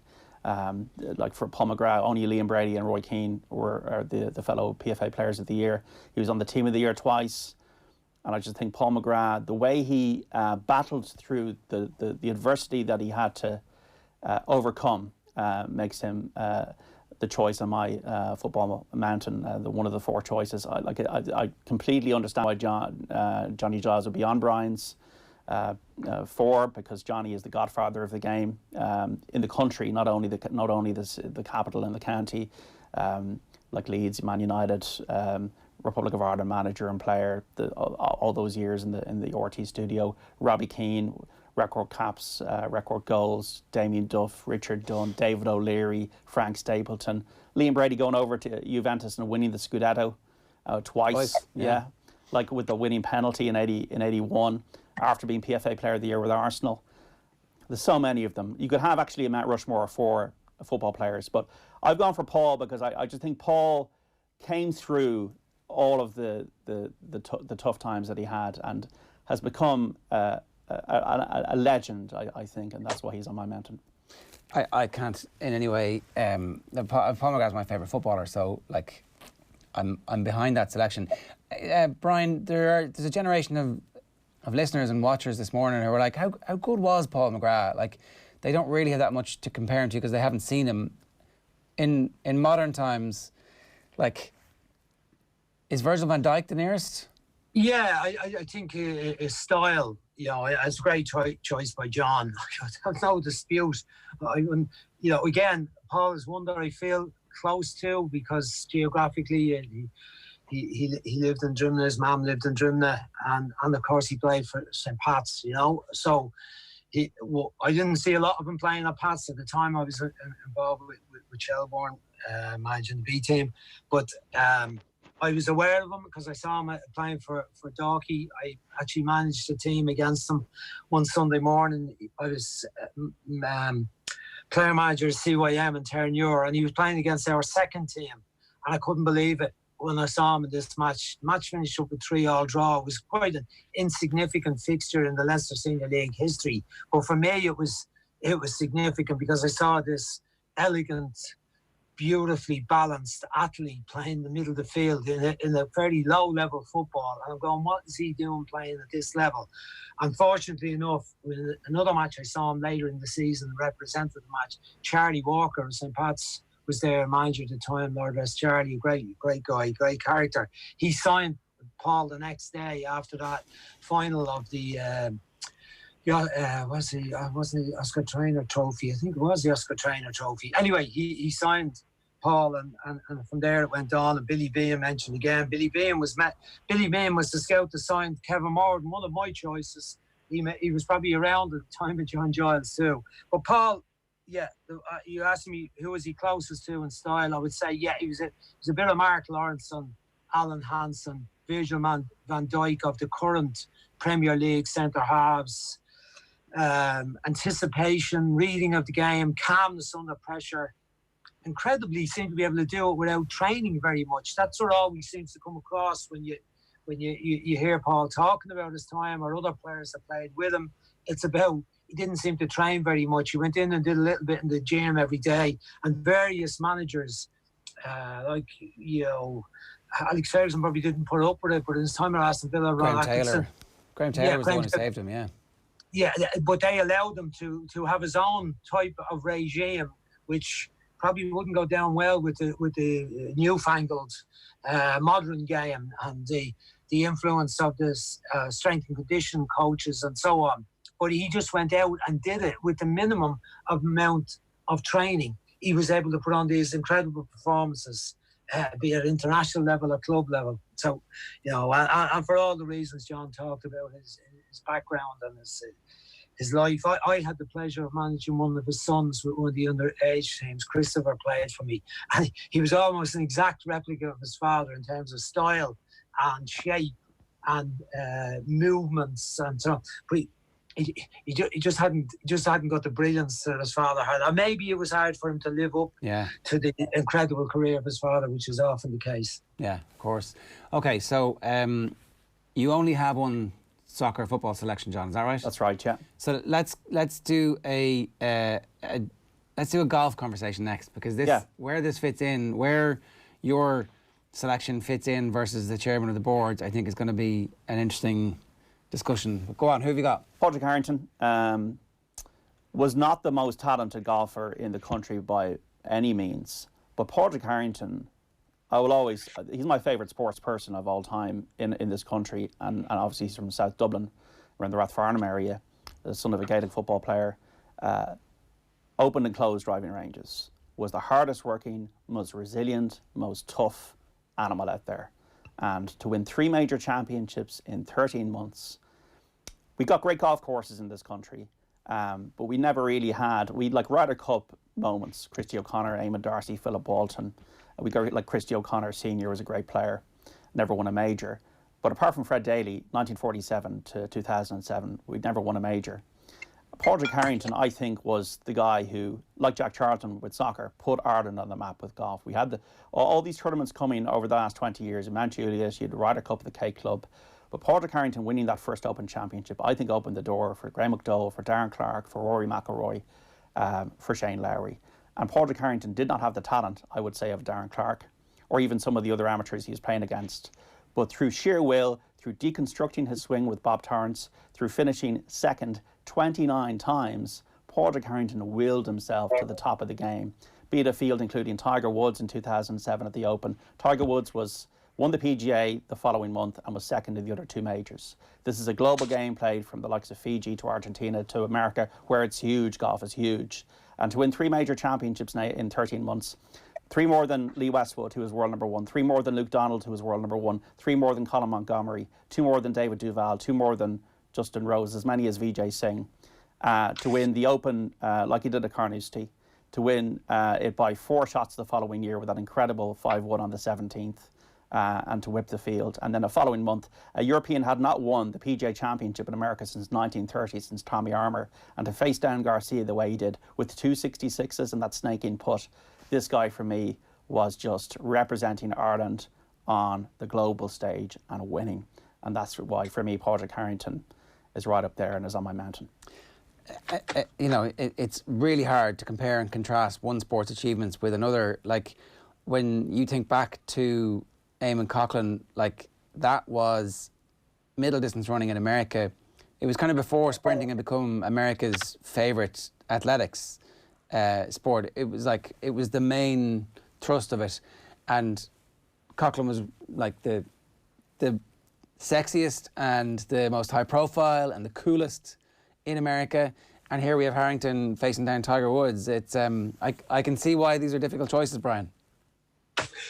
Yeah, look, again, I had a sub list and Padraig Harrington was top of it. I also had written down Christy O'Connor Jr. because I remember as a young lad following Christy O'Connor's career very closely. He was always up there in the top 10 of the tour events. I don't even know they were called the tour events at that time, but I'd be watching the results every week. There wasn't the coverage on TV that there is now, where you can watch every stroke, every hole in the big events almost every weekend. But Christy O'Connor Senior, Christy O'Connor Junior, and like Padraig's achievements are wonderful. That short period John talked about when he won the 3 majors, and he's had always been there and thereabouts for so long. And I've massive member. I suppose the fact that I never played it kind of goes against golf a little bit for me. Although I watch it regularly, I find it's great for watching golf on a late on a Sunday night because you can get away with reading the paper at the same time. You can actually, I can find that I can watch a match and watch golf on 2 different stations. I can watch a match and then... That's some living room, Brian, some living room. I can switch over to golf and I can usually judge how long it takes for the player I'm watching, whether it be Padraig Harrington or Rory McIlroy or Paul McGinley or any of Shane Lowry, any of the Irish players are playing. I want to watch them. But I know it's going to take roughly 10 minutes for the next shot after they've had the previous shot. So I can flash over and watch a little bit of the league during that period because I'm not that interested in the other guys. I want them to fail. So I've enjoyed watching Padraig being brilliant and his brilliant self. I've been lucky enough to sit beside him at a couple of events, and he's a fantastic guy and a massively a lovely representation of Dublinness and Irishness. This is true. Again, Harrington, I think, is on a lot of people's lists here. Brian O'Driscoll next. Yeah, Brian O'Driscoll. When I was growing up, rugby was an amateur sport. We'd only beat Wales in Cardiff, and that's the only thing we do. We get whipped. This was after the Nick Doyle era when we had a couple of Triple Crowns. But the game turned professional, and for me, the symbol of Ireland's progression during that transition from amateur to professional rugby, which is very popular in the capital, is Brian O'Driscoll. The start, lighting the touch paper of that is the game in France, 28 years without a win there, a hat-trick of tries. That's how great people announce themselves on stages, and that's what Brian did. And I'm thinking then all through the years, what the statistics on it, 46 tries and 133 appearances. I wasn't, surprised when I thought about it years later what they did to him as Lions captain in 2005 when he was playing in New Zealand. Should have won the World Player of the Year in 2009. It was a travesty that Richie McCaw got it because that year Brian O'Driscoll carried Ireland in the Six Nations, and easy to forget that it was 61 years since we'd won a Grand Slam, and we won the Grand Slam, and he scored a try in every game but one. And he changed his game. He was a flair player at the beginning, but then he became much physically stronger and very brave. Brian O'Driscoll, a very, very brave player. And I know there's a lot of romance around Munster and winning the European Cups and the journey they were on in 06 and 08 and all that kind of stuff. And that's great. But Leinster also won 3 European Championships. And Leinster are the preeminent, they're the premier club team in Europe at the moment. And I think a lot of that's got to do with the likes of Brian O'Driscoll. 09, 11, 12, European champion. And there's so many great players around him. You've got to give an honourable mention to Johnny Sexton as well from a rugby perspective. I'm not a rugby guy. When I came out of the womb, there was no rugby ball in my hand. I went to Gaelic games, Christian Brothers School. But I got to hold up my hands and say that Brian O'Driscoll is a global superstar, one of our greatest ever rugby players. Revolutionised Gaelic a little bit as well, the influence of the goalkeeper, the importance of the kickouts. For all the time that I knew Gaelic football, the kickout was about you kick it and God guides it and you hope one of your teammates gets it, right? He changed it into the precision kickout, short kickouts or longer kickouts, not into space, but into the space he knows that his man is running to collect that ball and start the attacks. And they've all followed suit. Everyone's at it. So it is an extraordinary time in Gaelic football, and those two, because they've been there the longest. And the manager, I don't accept the one that the players do it, and the manager just picks them and puts them out there. He devises he runs the orchestra. There's a team behind the team, as you know. It's been talked about the resources Dublin have, and they have a bus for the staff and a bus for the players. They have so many people, but all those people have to be given direction and their roles have to be defined and refined. And he manipulates all that, and the style and the changing of the guard, as John mentioned about, players coming and going, players' time, being told their time is up, and just moving on seamlessly. It's incredible. My only, my reservation about the whole Gaelic thing, and even the hurling one, is they're the All-Ireland champions, and they've been All-Ireland champions for 5 years in a row now. But they're not tested against Brazil, or they're not tested against Netherlands, or Italy, or France, or Spain, or New Zealand, or wherever. They're not. It's kind of like, it is parochial. It is Irish. It is national. We don't know how good we are because no one else plays the game. I know the GAA have done great work, and there's bits of Gaelic games breaking out all over the world, but not on the same scale. They're not going to be involved in the All-Ireland. So that's my only slight reservation about the whole thing. And even, if I have to switch one of yours, are we going to get to that, John? I don't know where we're going. Yeah, that's where we're heading next. Yeah. I like being selfish on my own one. I've picked football. I picked a fella who was Gaelic football, but he was also football. He was international, 71 international caps for Ireland, Kevin Morden. And then I picked a boxer. There's no boxer in John's. Boxing has been part and parcel of Irish sport going back for centuries. But it's been the sport that has given masses of the population the biggest joy, has given masses of people respect within their community.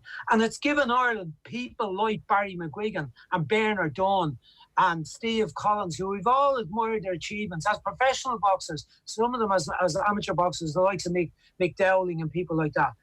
But I have an admiration for amateur boxing because I think it's pure. There's no manager or promoter can fix who you fight up and who you miss out on, and can you avoid him and I'll get you a world title fight. Amateur boxing, you have to go to the World Championships and prove you're the best. You go to the Olympics, you prove you're the best of the best of the best. In a 4-year cycle, you only get one go at it. This is an extraordinary time. The Olympics will be 2021, be a 5-year cycle. But for that reason, and Irish achievements in boxing, going back to Bob Fitzsimons and people like that, and the fellas that went to America historically back in after the famine and won world titles, we had to have a boxer in there. And Michael Carruth is my Mount Rushmore man for me on his gold medal in 1992. Okay, so John has picked, and he's picked Paul McGrath, Jim Gavin, Pádraig Harrington and Brian O'Driscoll. And the way this works is that Brian gets to make a change. Owen and Ger, what do you think? I'm definitely on the Brian side of things here, that Michael Carruth is inarguably somebody that needs to be up there as a result of the sport in which he played. I think it's important to have that level of inclusion. I won't throw the cat amongst the pigeons on the Gavin versus Cluxton thing again. I was going to come in there and say I would have been on the Cluxton side of things, because I think he might actually be better remembered than Jim Gavin in 50 years, 100 years. But there's no point getting into that right now. I think the Kevin Moran candidacy is unbelievably strong as a result of the two sports. But I think is that almost an easy way to include him? If just to be devil's advocate here, is that almost an easy way to include him? Whereas you have Michael Carruth, who was the best in the world at that very point. So I think Brian is absolutely right for him to be the person to come in. So you're asking me, who do you take out of your 4? It's because of the fact that I disagree with you on Jim Gavin versus Stephen Cluxton. That is the only person I've got a reservation about in your 4. It would have to be him off for Michael Carruth if you had to push me. But it's an impossible task, John. I'm just a facilitator here, John. So I don't need Go on, you're a lily-white, Jerry. You know, you got that Kildare. I say split it in 2, have a north and south, and don't bother with an overarching one. That's pointless here. We all know you've got too many resources. Brian, who are you taking off? That's the $64 million question. To get Michael onto John's list? Yes. I'm sorry, but as much as I admire his 4, I could have chosen the 4 them myself if I decided I was going to start in 1990, right? Rather than my current age allows me to start a bit earlier, right? So if I started in 1990, I probably would have picked those 4, would I? Maybe not. Maybe, you know, golf and rugby are probably down the line a little bit for me because while rugby is international, it's not that international. It's only international between the few here, the 6 here, and Italy. Is Italy really one of them, or are they? Like, have they won many matches? I don't think so. But anyway, so we've 6 here and we've 4 down in the other parts of the world, and that's it. Whereas some of the other sports, and that's why I'd probably leave out Brian O'Driscoll because of the lack of teams that they play rugby against. He was a magnificent player, absolutely, you know, bod and God and all that. I just, the rugby one, there's not, you know, I want to see a Rugby World Cup with 48 teams or 24 teams to have a chance, not what we had. Well, you could make the argument what we had last year when the score lines of many of the matches were up in the 70 and 80 and 90 points. Just to play devil's advocate for a minute, they've got Japan and the islands who are obviously improving, and they are making some progress there. I think O'Driscoll should be on this list because of the way that he transformed the professional game, and because he's an exemplar, and because of the longevity. Like, if you're taking somebody off, I mean, is Harrington even the best Irish golfer? He's not. Rory McIlroy is better. Like, but this to me is about the criteria that I use to pick this. First of all, this is Dublin. So it doesn't matter to me if somebody from Portugal or Brazil doesn't know about this. This is about Dublin people, and Dublin people looking at the Dublin Mountain. And Dublin people love Gaelic football. They love rugby for Leinster Rugby. They love seeing someone like Harrington, one of their own. Harrington walk around, like Dan Rathmichael, walk around the shops, winning 3 major championships. And also for me, the big part of my selections was resilience, game changers like O'Driscoll, game changers like Gavin, who changed the whole culture of Dublin football and put Kerry where they needed to be put. Roy Keane is the best Irish footballer. He's not from Dublin. I don't think that's a fair argument to use against Padraig Harrington. Are you saying, I mean, was Roy Keane better than Giles? Or better than Paul McGrath? Harrington got the best out of himself more than any other golfer on this island, and he set the tone and he put Irish golf on the map with those 3 majors. Okay, so is that your final answer, Brian? It's Michael Carruth and he's replacing Brian O'Driscoll. Well, or Harrington or Jim Gavin. Well, then that would leave John. You know, I think John, the football man has to be in. And I think the Gaelic man has to be in because of the Dublin thing. I don't think Brian. I don't think the rugby thing represents all of Dublin necessarily. I mean, John is making the case from Brian O'Driscoll, but it would, like, there wasn't many rugby players where I lived. Now, I mean, I used to go to rugby, but there wasn't, and it doesn't. It has never represented all of Dublin in Ireland. It's a fairly particular area of Dublin that rugby represented. There's not a lot of boxers in Dalkey either. Exactly, but there should be. And when the pubs close, there's boxers everywhere. But anyway, there should be. But You know, again, look, can we not have two mountains now? You're not the first person to ask that question. Unfortunately, we can't.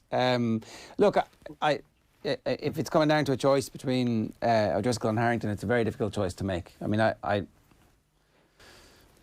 you're wedded to Carruth, though, yeah? Like, my one caveat with Carruth is that he did turn professional and didn't make it. Yeah, but as was said there, that at that time, he was the world champion. He was the best in the world. And look, you know, I'm going over old ground here saying that boxing is very important in Irish sport. 4 years' time, we'll be at it again. Is that Kurt Walker going to be able to get us a medal in the Olympics? With Andy Lee, when he went, the lone Irish boxer, we were all hoping he could do it. He wasn't able to do it. It's a very, very tough sport, and its history in Ireland, I think Michael has to be in. Representing himself and Dublin, he's a quintessential Dubliner himself, walking away, still producing potential stars in boxing as a coach. But look, it's such a fine line stuff. I don't have any dispute with Johns. And I love all those people. I love Jim Gavin, Brian O'Driscoll, Padraig Harrington, Paul McGrath. I'd like to think that, you know, I've had little dealings with them and I admire them so much as people. It's an impossible task. I suppose it's an era thing as well. It's an age, generational thing where I've gone from people a little bit further back.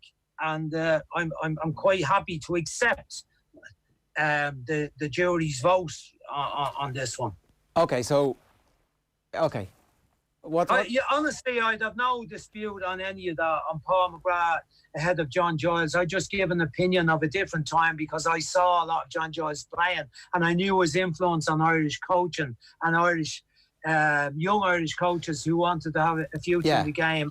And so I'm bringing that to it. And the Kevin Morden one, I wouldn't just dismiss and say, oh, well, just because he played two sports. He played two sports at the highest level. He went from one to the other and back again. I mean, he'd play for Dublin, and the next season he's playing for Manchester United. I mean, you give me someone now who's going to do that in the next 10 years. It's never going to happen. It'll never happen again. No, it was completely moment. So the change, you're making that change, are you? Carruth is going on and O'Driscoll's coming off. Is that it?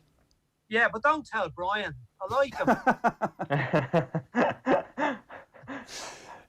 Brian, you've been great. Thanks a million. Thanks, Brian. Thanks a lot. It's a pleasure. Thanks, lads. It's Brian Kerr there, making a change that's going to make all our lives very difficult into the future. At least I put him on. I'm putting him on too, by the way. I thought he deserved to be on. But like this is the beauty of this. It's completely subjective. There's no right, there's no wrong answer. I don't think it was a Kilkenny situation here where Cody and Shefflin weren't on. It's very difficult. You could have four soccer players. You could have Robbie Keane, Paul McGrath, Liam Brady and John Giles on a Dublin. And like, you know, where there's no right answers. I'd have Duffer on ahead of Robbie, to be honest, just because of the sheer joy that every time he got the ball, the electrification of the crowd. I just wanted, for the record, Owen Sheehan was not weighing in on behalf of Brian O'Driscoll there. He was absolutely in favour of Harrington and in favour of Michael Carruth. Just for the record, for the next time when you're on and you're interviewing him, no? I just want that. Brian O'Driscoll would be on my Dublin Mount Rushmore out there, but you didn't lobby Brian Kerr. When the moment asked you to step up, you step down. No, Owen, you don't get the Guinness. You've got this. Thank you. You've got this weird thing going on, Joe, where you like to actually put your stamp on what Dublin people are doing to their Mount Rushmore or what other people's counties are doing to their Mount Rushmore. I like to leave them to their own devices. My Harrington point was about the point you made because you tried to lead the witness, as I say, and I'm not having that. Fair enough. 0879 180 180. And sorry, you're saying it's Tibradden. Where is Tibradden? It's in the Dublin Mountains. It's one of these. Look at a few mountains. You got the Three Rock. You got Ferry Castle. I was looking actually these up last night. I think there's one called Capure, but I believe that's might be in Wicklow. So I don't really know much about them, but you can't really have them on Bull Island, so we'll have to put them on the Dublin. With the chisel, we'll have to put them on the Dublin Mountains. It is Carruth, it is Jim Gavin, it is Paul McGrath, and it's Padraig Harrington. I think you put it on the Sugarloaf, like just as a, the colonial zeal. We're taking this over. We're actually, this is an incursion into Wicklow. This is a coup. We're rolling in the tanks. It's Iraq into Kuwait circa August 1990. Yeah, something like that. It should be four heads moulded out of clay beside the Luke Kelly statue that constantly gets vandalised. Oh yeah, that's a good idea. Owen, a question for you about the Jim Gavin versus Cluxton thing, because I'm. Which of these do you fear most as a Kerry man? Cluxton. obviously. Cluxton is the man who should have been on it for me. He is the man who executed. He's the man who's been there longer. He's the man who won the All-Ireland in 2011. Literally kicked the ball over the wire to win the All-Ireland in 2011. The most iconic moment in modern Dublin GAA history. And he is the man who was central to winning the 5 in a row. His fingertips stopped Kerry last year, and his boots also stopped Kerry last year. And every year before that, Mayo people can attest that same fact. He is the best GAA player Dublin have ever produced. And as John rightly said, the achievement meant that somebody from that team needed to be on that mountain. But for me, I'm heavily in favour of Cluxton on this. Dublin's Mount Rushmore, and Mount Rushmore is in the books. The end. OTB AM's Mount Rushmore. John Duggan, great stuff. Thanks very much for that. Sure. And thanks to everybody who's been part of our Mount Rushmore series. There is some talk that we might do a nationwide one or a blow-ins one. I'm not sure about that. We'll have to let this one settle for a while because the debates they have cut deep, and the recovery might not be as obvious as it seems. OTB AM is live in association with Gillette. We don't just play the game, we change it. Gillette, made of what matters. If you haven't got the OTB Sports app yet, go and get it. Search for OTB Sports and download it. Tonight, John Giles is Thursday Night Football with John Giles. David Walsh talking with Nathan about his new book about the Russian whistleblowers. And if you've missed anything this morning, you can catch it back through the OTB AM podcast. It's time-stamped as well. Best place to get it is the OTB Sports app. OTB AM live weekdays from 7:30 a.m. and available in your podcast stream immediately afterwards. See you tomorrow. OTB AM. With Gillette, we don't just play the game, we change it. Gillette, made of what matters.